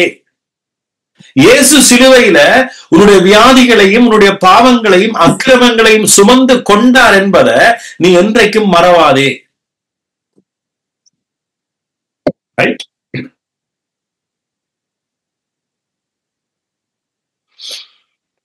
அடுத்தது என்னத்தை செய்து முடிச்சார் என்றது சொல்ல வார. அவர் உன் அக்கிரமங்களை எல்லாம் மன்னிச்சு, உன் அக்கிரமங்களை எல்லாம் மன்னிச்சு உன் ஆவியை மீட்டுட்ட. ரைட்? அப்ப இந்த சரீரத்தை கைவிட்டாரா?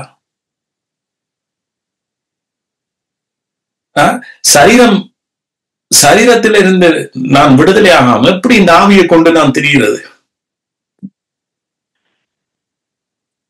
ஆண்டவர் என் ஆவி ஆத்மா சரீரம் மூன்றும் சேர்ந்ததுதானே நான் ஒரு மனுஷன்.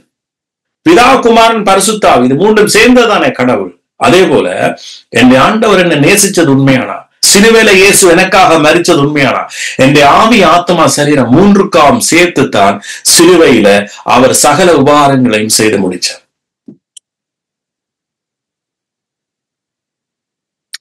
இது உங்களுக்குள்ள முழு நிச்சயமா இருக்கணும்.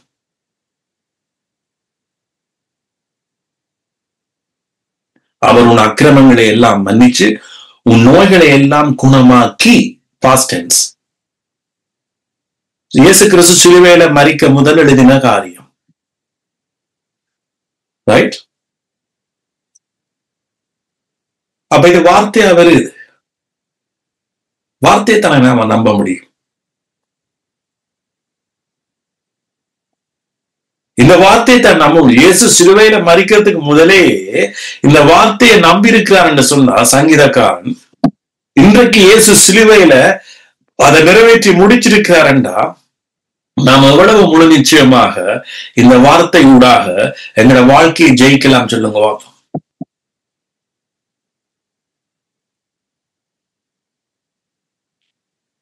ஆனா நாங்க இது ஒரு விளையாட்டா தான் நீங்க சபையில பாத்தீங்கன்னா சர்ச் முடிஞ்ச உடனே அவசரமா சொல்றாங்க. அதனால சர்ச் முடிஞ்ச உடனே டீயும் ரோடும் தான் கண்ணுக்கு வரும்.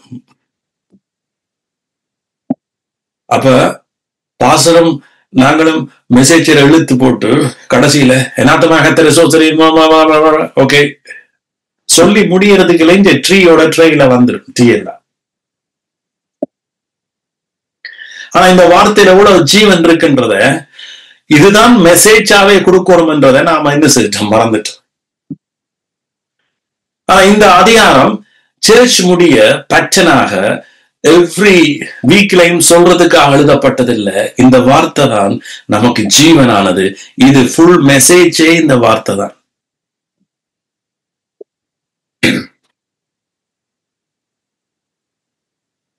அதனாலதான் நான் இந்த 2 வசனத்தோட நிப்பாட்டுறேன். எப்போ சர்வீஸ்ல நான் முழுக்களையும் வாசிக்கிறது. இதை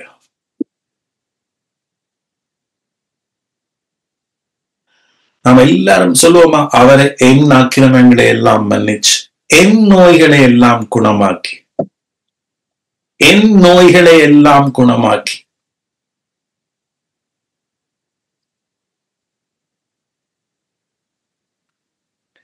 சிலுவையில இயேசு குணமாக்கிட்டார். இப்ப இது எனக்கு என்னவா வரணும்? நிஜமாக வரணும். சோ அது எப்படி வருது? நம்பிக்கையோட. சோ இந்த நம்பிக்கை எங்க வருது? என்னுடைய இருதயத்துக்குள்ள.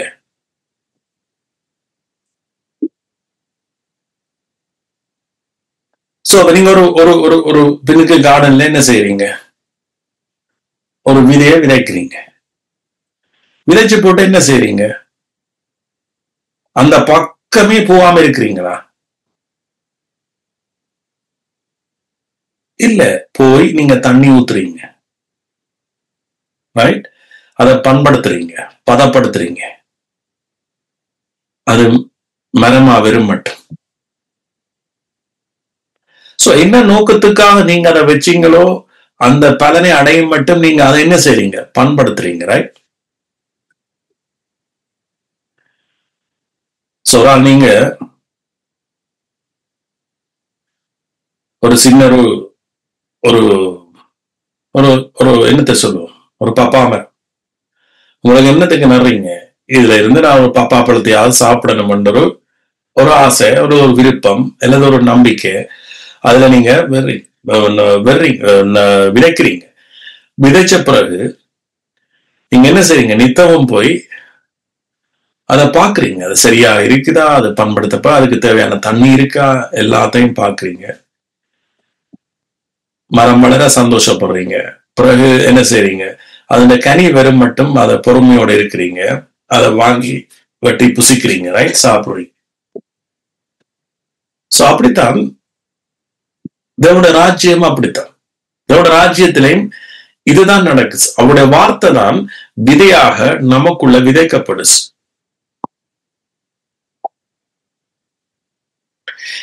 இந்த வார்த்தையை நாம என்ன செய்யணும்? பண்படுத்தணும். இந்த வார்த்தையை நாம நித்தமும் என்ன செய்யணும்? தியானிக்கணும், நினைக்கணும்.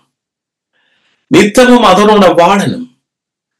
அதுக்கு நாம் உண்மையா இருக்கணும். தேவனுடைய வார்த்தை சிலுவையில் அவர் ஏற்கனவே அந்த வார்த்தைய சிலுவையில் ஏற்கனவே நம்முடைய வியாதிகளை சுமந்து கொண்டாரண்டா அதற்கு நாம் உண்மையா இருக்கணும். அப்புறம் அதை விட்டு நாம மாறக்கூடாது. நாம டாக்டருக்கு போனாலும் ஹாஸ்பிட்டலுக்கு போனாலும் நம்மளோட நம்பிக்கை அதல்ல. நம்மளோட நம்பிக்கை எது ஜீவனை கொடுக்குமோ அதுல. தற்காலிகமாக நாம டாக்டர்கிட்ட போகலாம், தற்காலிகமாக நாம மருந்து எடுக்கலாம். இது எல்லாத்தையும் நீங்க எடுக்காம ஒரு ஒரு ஒரு சிம்டம் இருக்கு நீங்க சாக சொல்லி நான் சொல்லல. ஆனா ஆபிரகாம் அந்த ஈசாக்கு பிறக்கம் மட்டும் ஆபிரகாம் இஸ்மவேலை பெற்றுக்கொண்டான். நான் பாருங்க, அதெல்லாம் நடந்தது. இல்ல ஆபிரகாம் போய் எத்தனை முறை டாக்டர்கிட்ட சந்திச்சிருக்கலாம். அதெல்லாம் பைபிள் எழுதப்படையில. ஆனா அவனுடைய முழு நம்பிக்கை எங்க இருந்தது? தேவன் வாக்குத்தத்தம் பண்ணினவர், உண்மை உள்ளவர்.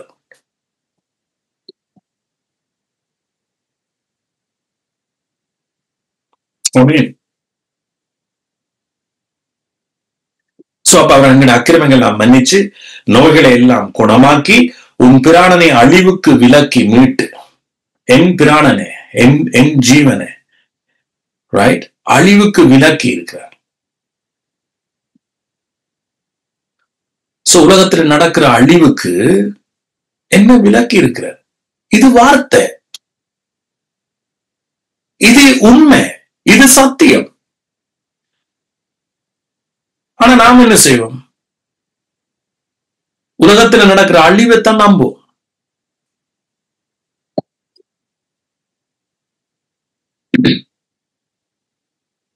சோ உலகத்துல வர்ற அழிவு ஆதாமுடைய கீழ்ப்படியாமையினால் வருகிற அழிவு. நாம இயேசு கிறிஸ்துவின் கீழ்ப்படிவினால் நாம் ஜீவனுக்குள் பிரவேசிச்சிருக்கோம். இந்த வார்த்தை, நான் சொல்லப்பட்ட வார்த்தை எல்லாம் கிறிஸ்துவால், கிறிஸ்துவின் கீழ்ப்படிவினால், விசுவாசத்தினால வந்த நீதிக்கு கீழ் இருப்பவர்களுக்கு, அந்த விசுவாசத்தினால வந்த நீதிய விசுவாசத்தினால பிடிச்சு கொண்டிருக்கிறவர்களுக்கு சொந்தமானது. உன் பிராணனை அழிவுக்கு விலக்கி மீட்டு உன்னை கிருபையினாலும் இரக்கங்களினாலும் முடிசூட்டி நன்மையினால் உன் வாயை திருப்தியாக்குகிறார். எத்தனை பேர் நீங்க இது எனக்கு பர்சனலாக தனிப்பட்ட ரீதியில ஆண்டவர் எனக்கு தந்த வசனம் எத்தனை பேர் ஏற்றுக்கொள்றேன்? நன்மையினால் உன் வாயை என்ன செய்கிறார்? திருப்தி ஆக்குகிறார். ஆண்டவரே, இந்த வாயை நன்மையினால திருப்தி ஆக்குங்க. யார் என்னிடத்துல என்ன கேட்கிற பொழுதும் இந்த வாயில இருந்து நன்மை விரட்டும். வந்து கேட்டா, தம்பி உங்களுக்கு கேன்சர் இருக்காண்டா, ஓ எனக்கு கேன்சர் இருக்குன்னு சொல்லக்கூடாது. இருந்தா இருக்குன்னு சொல்லணும். ஆனா இந்த வாய் எப்பவும் நன்மையை பேசணும் என்ற விசுவாசம் உங்களுக்குள்ள தேவை. ஏன் அந்த விசுவாசம் எப்படி வருது? இயேசு கிறிஸ்து அவைகளை சிறுவையில சுமந்துட்டார். அப்ப நான் என்ன செய்வேன்? யார் எனக்கு இது இருக்கேன்னு கேட்க எனக்கு இல்லை என்று சொல்ற ஒரு சூழ்நிலையை கர்த்தர் இந்த வாழ்க்கையில உருவாக்குவார். இதுதான் உங்களோட வாய் நன்மையினால் திருப்தியாக்கு. ஆமென். ஏன்னா நான் ஆண்டவர் சொல்ல இருக்கேக்க இல்லைன்னு போய் சொல்ல இருக்குன்னா இருக்குன்னு சொல்லுங்க. உங்களுக்கு டயபிட்டிஸ் இருக்கு, எஸ் டயபிட்டிஸ் இருக்கு. ஆனா உங்களுக்கு ஒரு நம்பிக்கை இருக்கணும், அந்த டயபிட்டிஸ் எனக்கு இனி இருக்காது. ஏன்? இயேசு சிலுவையில சுமந்துட்டேன். அவர் சொன்ன வாக்குத்தத்தத்துக்கு உண்மை இல்லவர். அவர் நோய்களை எல்லாம் குணமாக்கிட்டார். இது இப்ப எனக்குள்ள அந்த விதை வந்துச்சு. ஆனா இந்த விதை மரமா வரும். அப்பொழுது நான் அதனுடைய கனியை நான் புசிப்பேன். அந்த கனி என்ன? இனி உனக்கு டயபிட்டிஸ் இல்லை என்று உங்க வாயினால் சொல்ற அளவுக்கு அந்த வார்த்தை உங்களுக்கு கிரியை செய்ய ஆரம்பிக்கும்.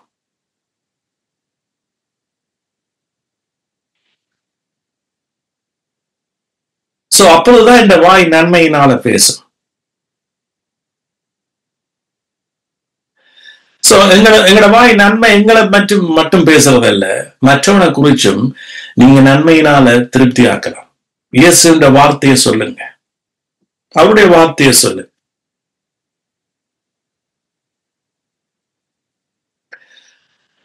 கழுகுக்கு சமானமாய் உன் வயது திரும்ப வாழ வயது போலாகிறது. எதுவே சங்கீதம் ஞாபகம் 27 கர்த்தரின் பலன். கர்த்தரின் பலனும்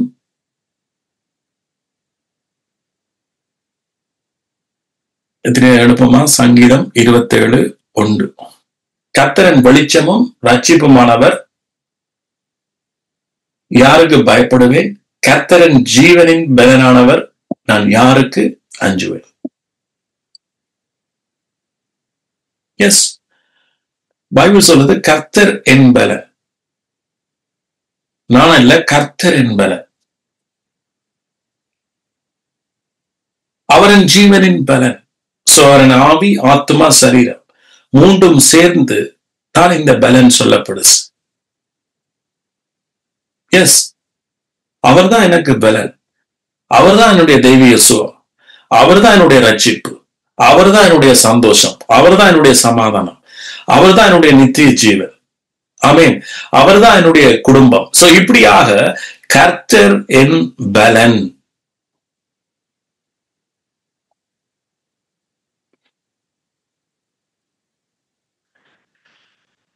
அப்படி நம்புற உங்களுக்கு உங்களுடைய பலன் நிச்சயமாக பலனாக இருக்கும். ஆமென். நம்புங்க, அவரை மகிமைப்படுத்துங்க, அவரோட வார்த்தையில நடவுங்க. சோ அதுதான் உண்மையான சாமி. வார்த்தை தான் உண்மையான, வார்த்தை தான் சத்தியம். அந்த வார்த்தை தான் இயேசு. நான் முடிக்கிறேன். அப்படியாக திரும்ப நான் யோவான் புத்தகத்துக்கு போய் 1ஆம் அதிகாரம்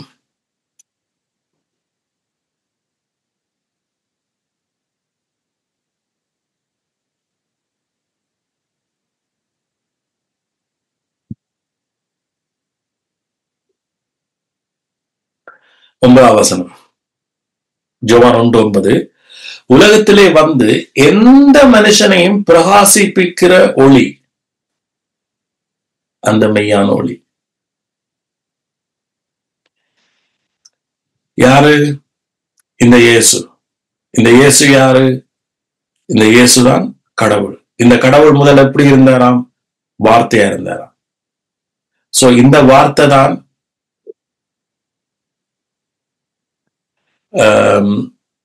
எத்தனாவது வாசனம் அது?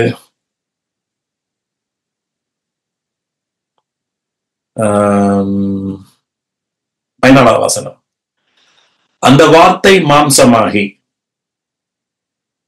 ஆதியில வார்த்தை இருந்தது, அந்த வார்த்தை தேவனாயிருந்தது, அது தேவனிடத்தில் இருந்தது. அந்த வார்த்தை மாம்சமாகி கிருபையினாலும் சத்தியத்தினாலும் நிறைந்தவராய் நமக்குள்ளே வாசம் பண்ணினார். சோ இஸ்ரேல், அந்த டைம்ல இஸ்ரேல் மக்கள் மத்தியில கிருபையும் சத்தியமாய் நிறைந்து அவர் வாசம் பண்ணினார். எது? இந்த வார்த்தை தான் அப்படியே மனுஷனாக மாறினது. வார்த்தை மனிதனாக, உண்மையான தமிழ் மொழியில வார்த்தை மனிதனாக மாறி கிருபையும் சத்தியமும் நிறைஞ்ச ஒரு மனுஷனாக அவர்களுக்குள்ளே வாசம் பண்ணி அவருடைய மகிமையை கண்டோம் என்ற யோவான் வந்து அவருடைய மகிமையை கண்டார். அது பிதாவுக்கு ஒரே பரண மகிமைக்கு ஏற்ற மகிமையா இருந்தது. அவர் கிருபையும் சத்தியமும் நிறைஞ்சவரா. அதனாலதான் ஒரு விபச்சார ஸ்திரியையும் கொண்டு வந்தார். அவர்கள் இவர் கிருபையும் சத்தியம் நிறைஞ்சவர் என்று அவளுக்கு தெரியாது. அப்ப கிருபையும் சத்தியம் நிறைஞ்சவரிடத்துல ஒரு பாவம் செய்த ஒருவனை கொண்டு வர்றாங்க. அப்ப இயேசு கிருபையும் சத்தியம் நிறைஞ்சவராச்சே, அப்ப அவரால் ஒன்றும் செய்ய முடியாது. அவர் என்ன செய்தார்? உங்களுக்குள்ள யாராவது பாவம் இல்லை என்றா இவளுக்கு கல்லறையுங்கன்னு சொன்னார். எல்லாரும் தங்களுக்கு தாங்களே ஆக்கினைக்குள்ளாக தீர்த்து அவர்கள் எல்லாரும் அந்த இடத்தை விட்டு ஓடி போனார்கள். அப்ப இயேசு, நானும் உன்னை ஆக்கினைக்குள்ளாக தீர்ப்பதில்லை என்றார். அப்ப இயேசு மனுஷனை ஆக்கினைக்குள்ளாக தீர்ப்பதல்ல. இயேசு அதாவது தன்னைத்தானே ஆக்கினைக்குள்ளாக தீர்த்தார். தன்னைத்தானே அவர் ஜீவ பலியாக ஒப்பு கொடுத்து நம்மை பாவம் மரணம் என்கின்ற பிரமாணத்திலிருந்து என்னையும் உங்களை மீட்டுக் கொண்டார்.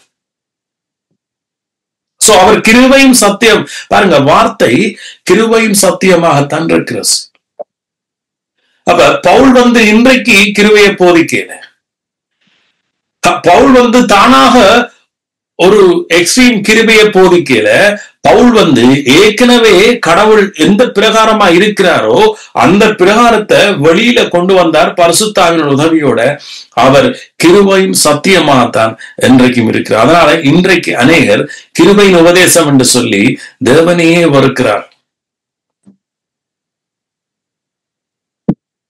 அவர் கிருபையும் சத்தியமாய் நிறைஞ்சவர். கிருபையும் சத்தியமும் ஒன்றுக்கொன்று முரண்பாடல்ல. கிருபையும் சத்தியம் ஒன்றானது. ஆமென். சோ அதனால பாருங்க, இன்னொரு காரியத்தை, அவருடைய பரிபூரணத்தினால் நாம் எல்லாரும் கிருபையின் மேல் கிருபை பெற்றோம். யாருடைய காரணத்தால்? அவருடைய பரிபூரணம். ஆமென். எப்படி எனில், நியாயப்பிரமாணம் மோசே மூலமாய் கொடுக்கப்பட்டது. மோசே ஊடாக ஆண்டவர், மோசே ஊடாக தன் நியாயப்பிரமாணத்தை கொடுத்தார்.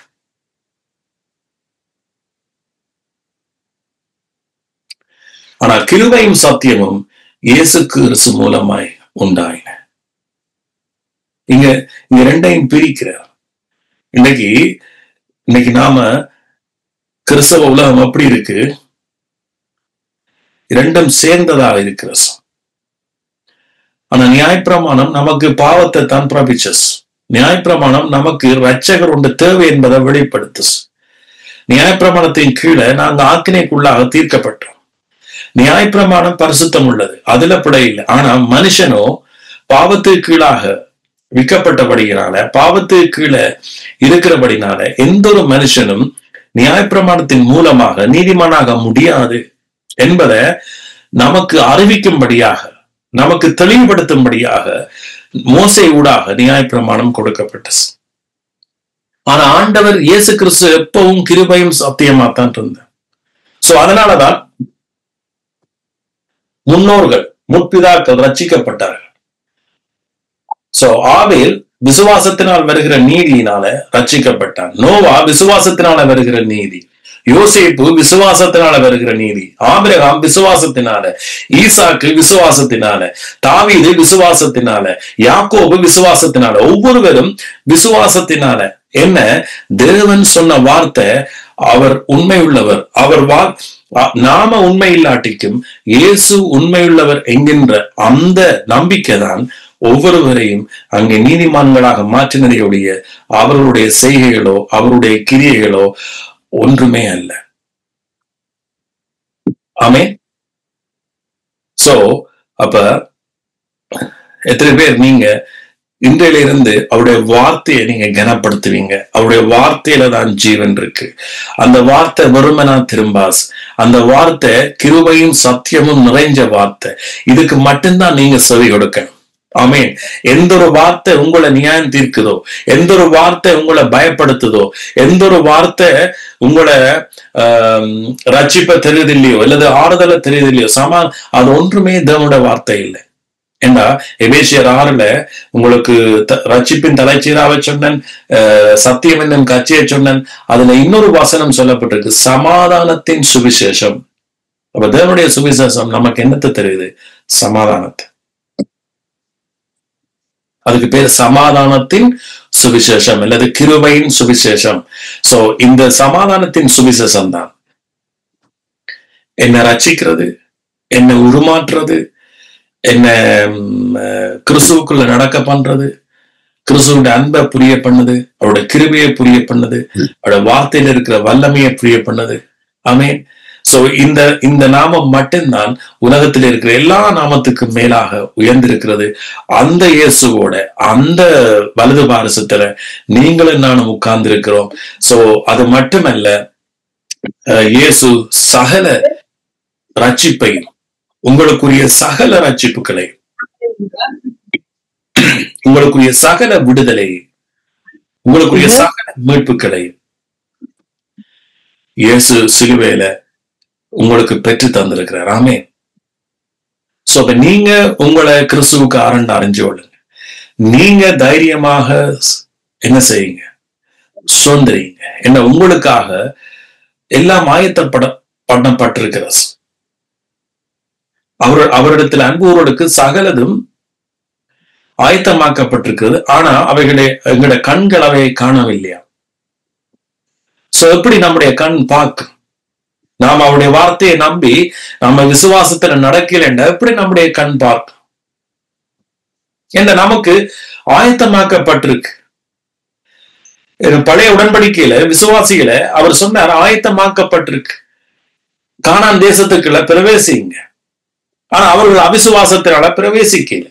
சோ அதனால அவர்கள் வனாந்தரத்துல வாழ்ந்தார்கள். சோ அதனால அவர்கள் நித்தமும் ஆசீர்வாதத்துக்காக ஜெபிச்சு கொண்டே இருந்தார்கள். அதனால மோசே இடத்துல முறையிட்டு கொண்டே இருந்தார்கள். சோ இன்றைக்கு கிறிஸ்தவம் அப்படி இருக்க கூடாது. நித்தமும் முறையிட்டு நித்தமும் ஏன்னா இயேசு ஏற்கனவே என்ன செய்தார்? உங்களுக்கு முதலே அவர் என்ன செய்தார்? சிலுவையில போய் சகலதையும் செய்து முடிச்சிட்டார். அப்ப நாம என்ன செய்யணும்? இயேசு செய்து முடிச்ச அதனால வந்த பலனை நாம் என்ன செய்யணும்? இப்ப சுதந்திரிக்கணும். அதுக்காகத்தான் இஸ்ரவேல் மக்களை ஆண்டவர் சொன்னார், நீங்க கானானுக்குள்ள பிரவேசிங்க, இளைப்பாறுதலுக்கு பிரவேசிங்க, அங்க பாலும் தேனும் ஓடுகிறது. நீங்கள் நாட்டாத, நீங்கள் விதைக்காத, நீங்கள் பண்படுத்தாத, நீங்க செய்யாத எல்லாத்தையும் நீங்க அங்க என்ன செய்ய போறீங்க? புசிக்க போறீங்கன்னு சொன்னார். ஆனா அவர்கள் கேட்கல. ரைட்? 4ஆம் அதிகாரத்தை பாத்தீங்கன்னா அவர்கள் அவிசுவாசத்தினால் பிரவேசிக்கல. ஆனா இன்றைக்கு நீங்க விசுவாசத்தினால பிரவேசிங்க.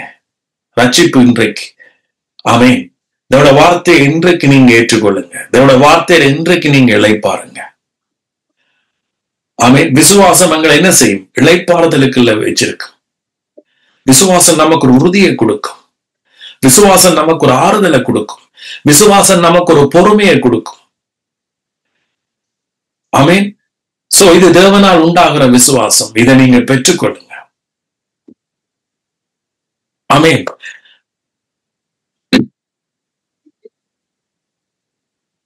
சோ அப்படியா நான் கம்யூனியனுக்குள்ள கடந்துவோம். சோ எத்தனை பேருக்கு ஞாபகம் இருக்கு? இயேசு அப்பத்தை எடுத்து அதை பிட்டு அவர் சோஸ்திரம் பண்ணினார். முதலாவது அவர் தேவனை மகிமைப்படுத்தினார். இந்த கம்யூனியன் ஏற்கனவே இயேசு கிறிஸ்துவனுடைய சரீரம் நமக்காக அடிக்கப்பட்டபடியால் அந்த சித்தத்தின்படி நாம் சுகமடைஞ்சிட்டு. இதுதான் கம்யூனியன். அந்த சித்தத்தின்படி நாம் பரிசுத்தமாக்கப்பட்டுட்டோம். இதுக்கு பேர் தான் கம்யூனியன்.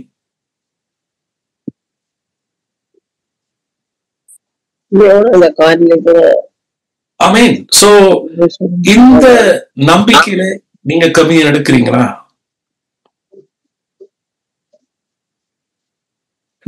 பவுல் சொல்ற ஒரு குயிக்கா 1 கொரிந்தியர் 11 பாத்தீங்கன்னா,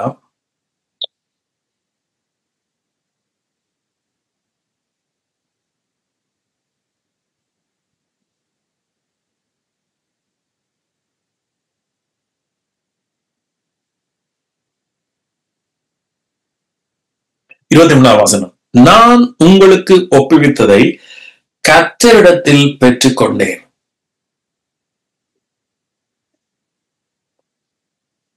பவுல் கம்யூனியனுக்கு விரைக்கு என்ன சொல்ற? இதை நான் கர்த்தரிடத்துல பெற்றுக்கொண்டேன்.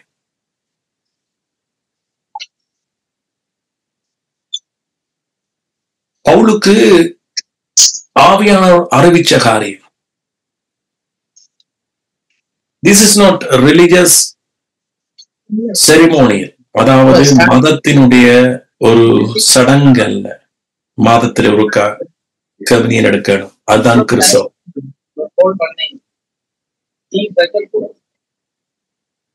இது கர்த்தரிடத்துல பெற்றுக்கொண்ட காரியம். It is a revelation. இது ஒரு வெளிப்பாடு.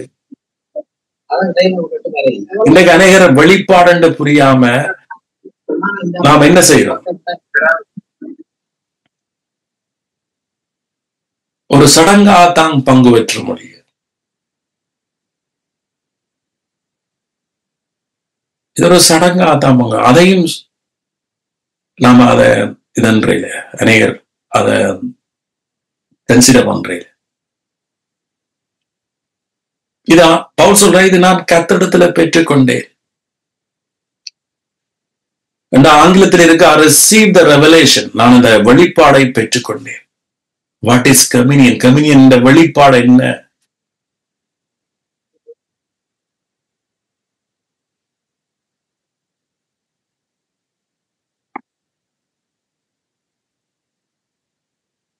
ஆமென். என்னவெனில் கர்த்தராகிய இயேசு தாம் காட்டிக் கொடுக்கப்பட்ட அன்று அப்பத்தை எடுத்து சோஸ்திரம் பண்ணி, பவுல் சொல்றார், இயேசு அப்பத்தை எடுத்து சோஸ்திரம் பண்ணார். அவர் ஏற்கனவே அவருக்கு தெரியும் நான் அடிக்கப்பட போறேன். ஆனா இன்றைக்கு நாம் அப்பத்தை எடுத்து என்னத்தை சோஸ்திரம் பண்ணோம்? இயேசுவே, என்னுடைய சரீரம் அடிபடுறதுக்கு பதிலாக, என்னுடைய சரீரம் வியாதி போடுறதுக்கு பதிலாக, என்னுடைய சரீரம் பலவீனமாய் இருக்கிறதுக்கு பதிலாக நீங்க சிலுவையில் அடிக்கப்பட்டீங்க. ஆமென். நம் வசனம் சொல்வது, அவருடைய தளம்பினால், அவருடைய தளம்புகளால் நீங்கள் குணமானீர்கள். குணமானீர்கள்.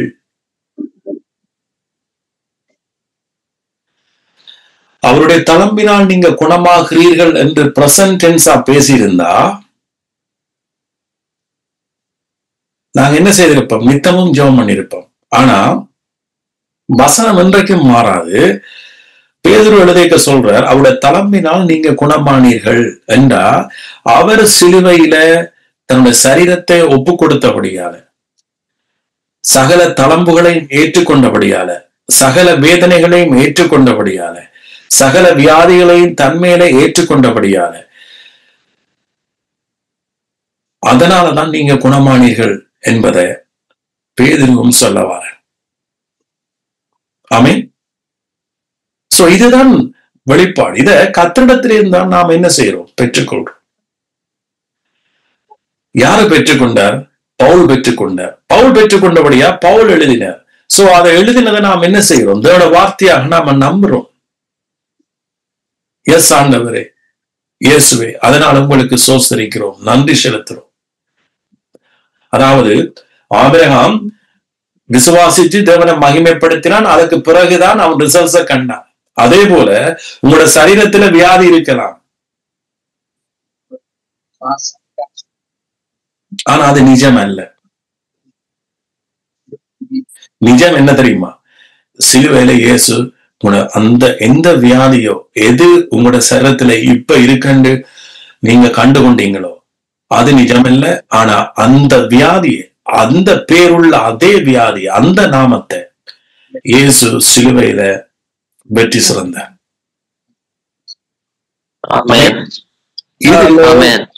இதுதான் இயேசு அவர் சொல்றார், நீங்க சோஸ்திரம் பண்ணுங்கன்ற.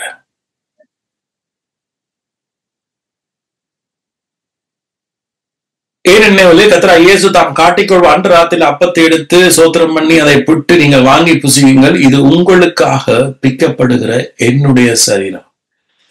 சோ நான் நினைக்கிறேன், இதைத்தான் ஆபிரகாம் தன் சரீரத்தை குறிச்சு அவன் தன் சரீரம் செத்தது 100 வயதாச்சு செத்தது அவன் கன்சிடர் பண்ணல. ஏன்? அவன் பார்த்தது யார? இயேசு சிலுவையில மரிக்கிறதா பார்த்திருக்கான்.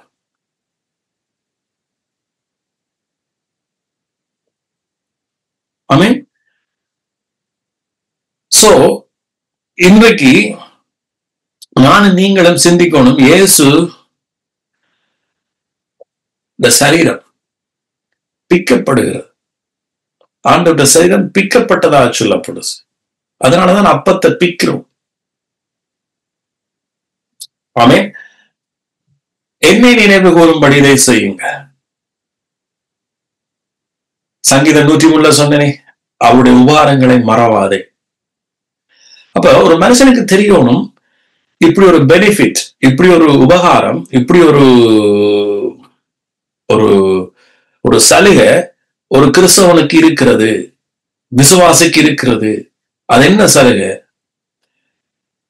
அவருடைய வார்த்தையினால் சுகமாகிற சலுகை, அவரை மகிமைப்படுத்துறனால் சுகமாகிற சலுகை. ஆமென். சோ ஆகவே இதை நீங்க உட்கொள்வீங்களா? தகப்பனே நன்றி, உங்களோட சரீரம் எனக்காக பிக்கப்பட்டது. என்னுடைய சரீரம் சுகமாகும்படியா, என்னுடைய சரீரம் பலனடையும்படியா, என்னுடைய சரீரத்தில் ஆரோக்கியம் வரும்படியா, என்னுடைய சரீரத்துல முழு பலனும் உண்டாகும்படியா என்று சொல்லி கொள்ளும்.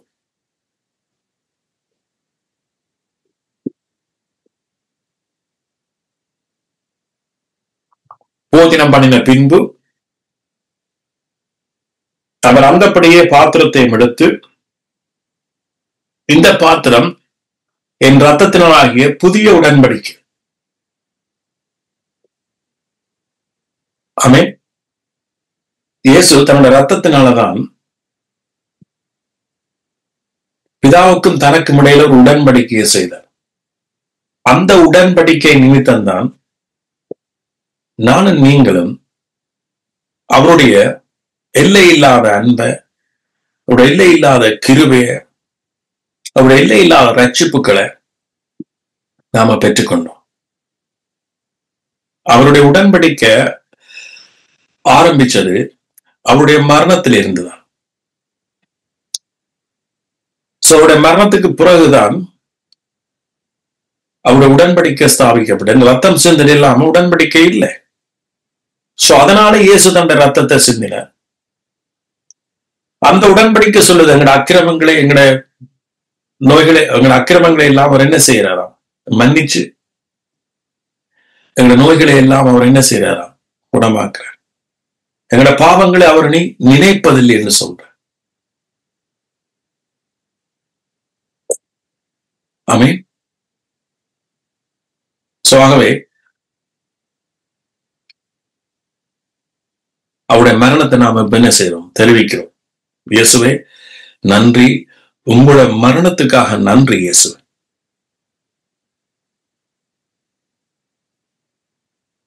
ஏன்னா அவற்ற மரணத்தை ஆண்டவர் சொல்ற, நீங்க தெரிவிங்க என்றா நன்றி செலுத்துங்க. நாம் அவருடைய மரணத்துக்காக ஆள வேண்டிய அவசியம் இல்லை. அழுத ஒண்ணு அவர் இறங்குறதல்ல.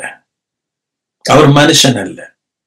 அவர் பர்பஸ்லியா விரும்பி அவர் மரிச்சவர். ஏன்னா அவர் மரிக்காட்டிக்கு நமக்கு ஜீவன் இல்லை. சோ நாம் சந்தோஷமாய் வாழும்படியாத்தான் அவர் மரிச்சஸ். சோ அதனாலதான் அவருடைய மரணத்துக்கு நன்றி செலுத்துங்க என்று வேதம் சொல்லுது.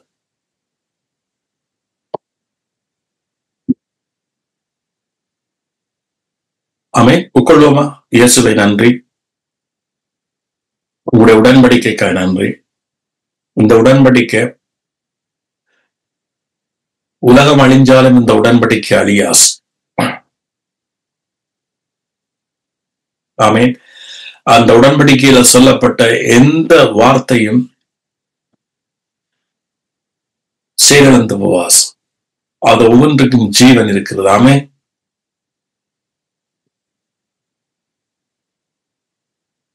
இப்படி இருக்க, எவன் அபாத்திரமாய் கர்த்தருடைய அப்பத்தை புசித்து அவருடைய பாத்திரத்தில் பானம் பண்ணுகிறானோ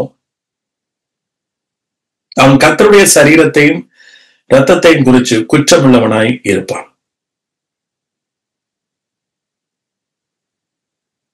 எவன் அபாத்திரமாய் கர்த்தருடைய அப்பத்தை புசிக்கிறான், அதாவது ஆங்கிலத்தில் இருக்கு unworthy man, அதாவது இயேசுனுடைய சரீரமும் அவருடைய இரத்தமும் ஏன் சிந்தப்பட்டது என்ற அறிவு இல்லாமல் ஒருவன் புசிக்கிறதா அபாத்திரமாய் அப்பத்தை புசித்து அந்த பாத்திரத்துல பானம் பண்றது.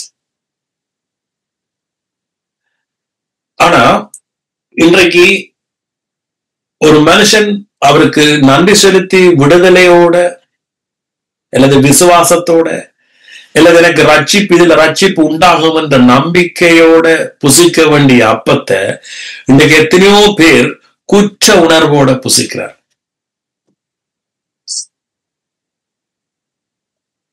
சோ அதுக்கு காரணம் என்ன? அறியாம. இன்னைக்கு சில ஊழியர்கள் சொல்லுவாங்க, தம்பி பாவத்தோட புசிச்சிடாத, செத்துருவாய். அது சொன்ன உடனே அவன் குற்ற உணர்வோட அவன் என்ன செய்யறான்? மன்னிப்பு நிச்சயம் இல்லாம புசிக்கிறான். ஆனா அந்த ஊழியர்கள் சொல்றான், அவங்க ஊழியர்கள் நினைக்கிறாங்க நாங்க சரியானதை செய்கிறோம்.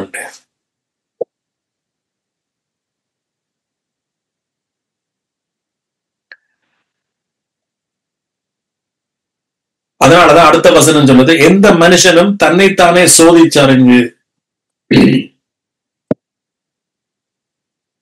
ஒரு மனுஷன் தன்னைத்தானே சோதிக்கணும். ஓகே, நான் இயேசுவின் இந்த மரணத்தினாலும் அவருடைய உயிர்த்தெழுதலாலும் மட்டும்தான் நான் நீதிமானாகினேன், நான் ரட்சிக்கப்பட்டேன். இதை விட நான் வேற எந்த ஒரு வழியிலையும் இந்த அப்பத்தை புசிக்க எனக்கு தகுதி இல்லை. இயேசு என்ன கிருபையினால மன்னிச்சபடியால, இந்த உடன்படிக்கையினால மன்னிச்சபடியாலதான் நான் இன்றைக்கு கிறிஸ்துவுக்குள்ள இருக்கிறேன் என்று ஒரு மனுஷன் தன்னை சோதித்து அப்பொழுது இந்த அப்பத்துல புசிச்சு இந்த பாத்திரத்துல பானம் பண்ண கடவுள் என்றார். சோ இத புரியாம அபாத்திரமாய் போஜனம் பண்ணுகிறவன் கர்த்தருடைய சரீரத்தை நிதானிச்சு அவன் அறியல. மாறாக தனக்கு ஆக்கிரத்திப்பு வரும்படிதான் போஜனம் பண்றான். சோ நான் சொன்னேனே, ஒரு ஊழியக்காரன் சொன்னாரண்டா, நீ பாவம் செய்தா தண்டிக்கப்படுவாய் என்று சொன்னா அவன் என்ன செய்யறான்? ஆக்கினை தீர்ப்பு வரும்படிதான் போஜனம் பண்றேன். அவன் அதைத்தான் நம்புறான். ஆனா இயேசு சிலுவையில செய்து முடிச்சதை அவன் நம்புறான் இல்லை. இதன் நிமித்தம் தான்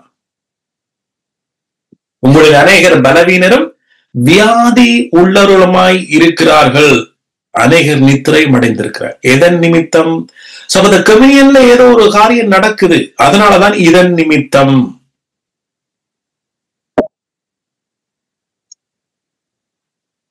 அப்ப கம்யூனியன்ல வியாதியிலிருந்து சுகம் அடையலாம் என்கின்றதான் நீங்க சொன்னவாறு. நீங்க பலவீனமா இருக்க வேண்டிய அவசியம் இல்லை, வியாதி உள்ளவர்களா இருக்க அவசியம் இல்லை. ஆனா அப்படி இருக்கிறதுக்கு நீங்க என்ன காரணம் என்றா, கர்த்தருடைய சரீரத்தையும் அவருடைய ரத்தத்தையும் குறித்து சரியான அறிவு உங்களுக்குள்ள இல்லாத பட்சத்தில். ஆமென்.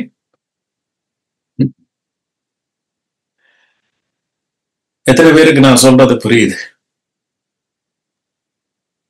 ஆமென். கம்யூனியன் என்றது நீங்க தனிய உங்களுடைய தனிப்பட்ட வாழ்க்கையிலே நீங்க எடுக்கக்கூடிய ஒரு காரியம். இந்த கர்த்தருடைய சரீரம் அவருடைய ரத்தத்தை நீங்க என்ன செய்றீங்க? நினைவு கூர்றீங்க. இயேசு ஏன் மரிச்சார்? எனக்காக மரிச்சார். எனக்கு ஜீவனை தர, எனக்கு சுகத்தை தர, எனக்கு ஆரோக்கியத்தை தர, எனக்கு பலனை தர, என்னை ஆக்கினை தீர்ப்பில இந்த விடுதலை ஆக்க, என்னை குற்ற உணர்வில் இந்த விடுதலை ஆக்க, ஒட்டுமொத்தமாக அவர் எனக்குள்ள ஒரு புதிய லைஃப், புதிய வாழ்க்கையை தந்திருக்கிறார் என்று சொல்லி நீங்க அந்த கம்யூனியன்ல அவருக்கு நீங்க நன்றி செலுத்துறீங்க. ஆமென்.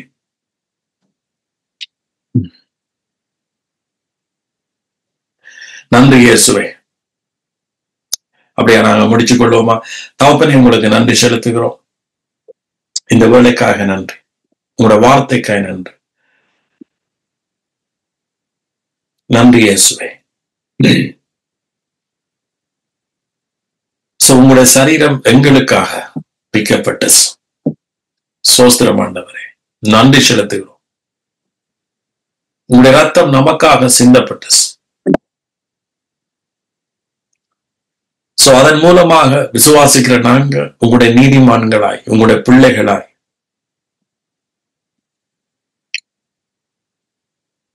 இன்றைக்கு உங்களுக்குள்ள உங்களுடைய வார்த்தையினால் நாம மறுபடி ஜனிப்பிக்கப்பட்டிருக்கிறோம். அதற்காக நன்றி செலுத்துகிறோம். மறுபடி ஜனிப்பித்தது மட்டுமல்ல, ஜீவனத்துக்கும் தேவ பக்திக்கும் வேண்டிய யாவற்றையும் உங்களுடைய திவ்ய வல்லம் எங்களுக்கு தந்ததற்காக நன்றி செலுத்து. கிறிஸ்துவுக்குள் சகல வெற்றிகளும் சகல வச்சிப்புகளும் இருக்கிறதுக்காக நன்றி செலுத்துகிறோம். உலகத்தில் இருக்கிற எல்லா நாமத்துக்கும் மேலாக உங்களுடைய நாமம் உயர்ந்திருக்கிறதும், உங்களுடைய நாமத்தினால எல்லா நாமமும் எங்களுடைய பாதத்தை கீழாக இருக்கிறதுக்காக நன்றி. நன்றி இயேசுவே. நன்றி தகப்பனே, அதற்காக நன்றி செலுத்துகிறோம். உங்களோட சேர்ந்து நாங்க தேவனுடைய ராஜ்யத்துல சகல ஆளுகையும் நாங்க செய்யறதுக்காக நன்றி. உங்களோட சேர்ந்து நாங்க ஆளுகிறதுக்காக நன்றி செலுத்துகிறோம். நன்றி இயேசுவே. இருள் நம்மை பற்ற முடியாது. நம்முடைய பிராணனை நீங்க அழிவுக்கு விலக்கி இருக்கிறீங்க, அதற்காக நன்றி செலுத்துகிறோம்.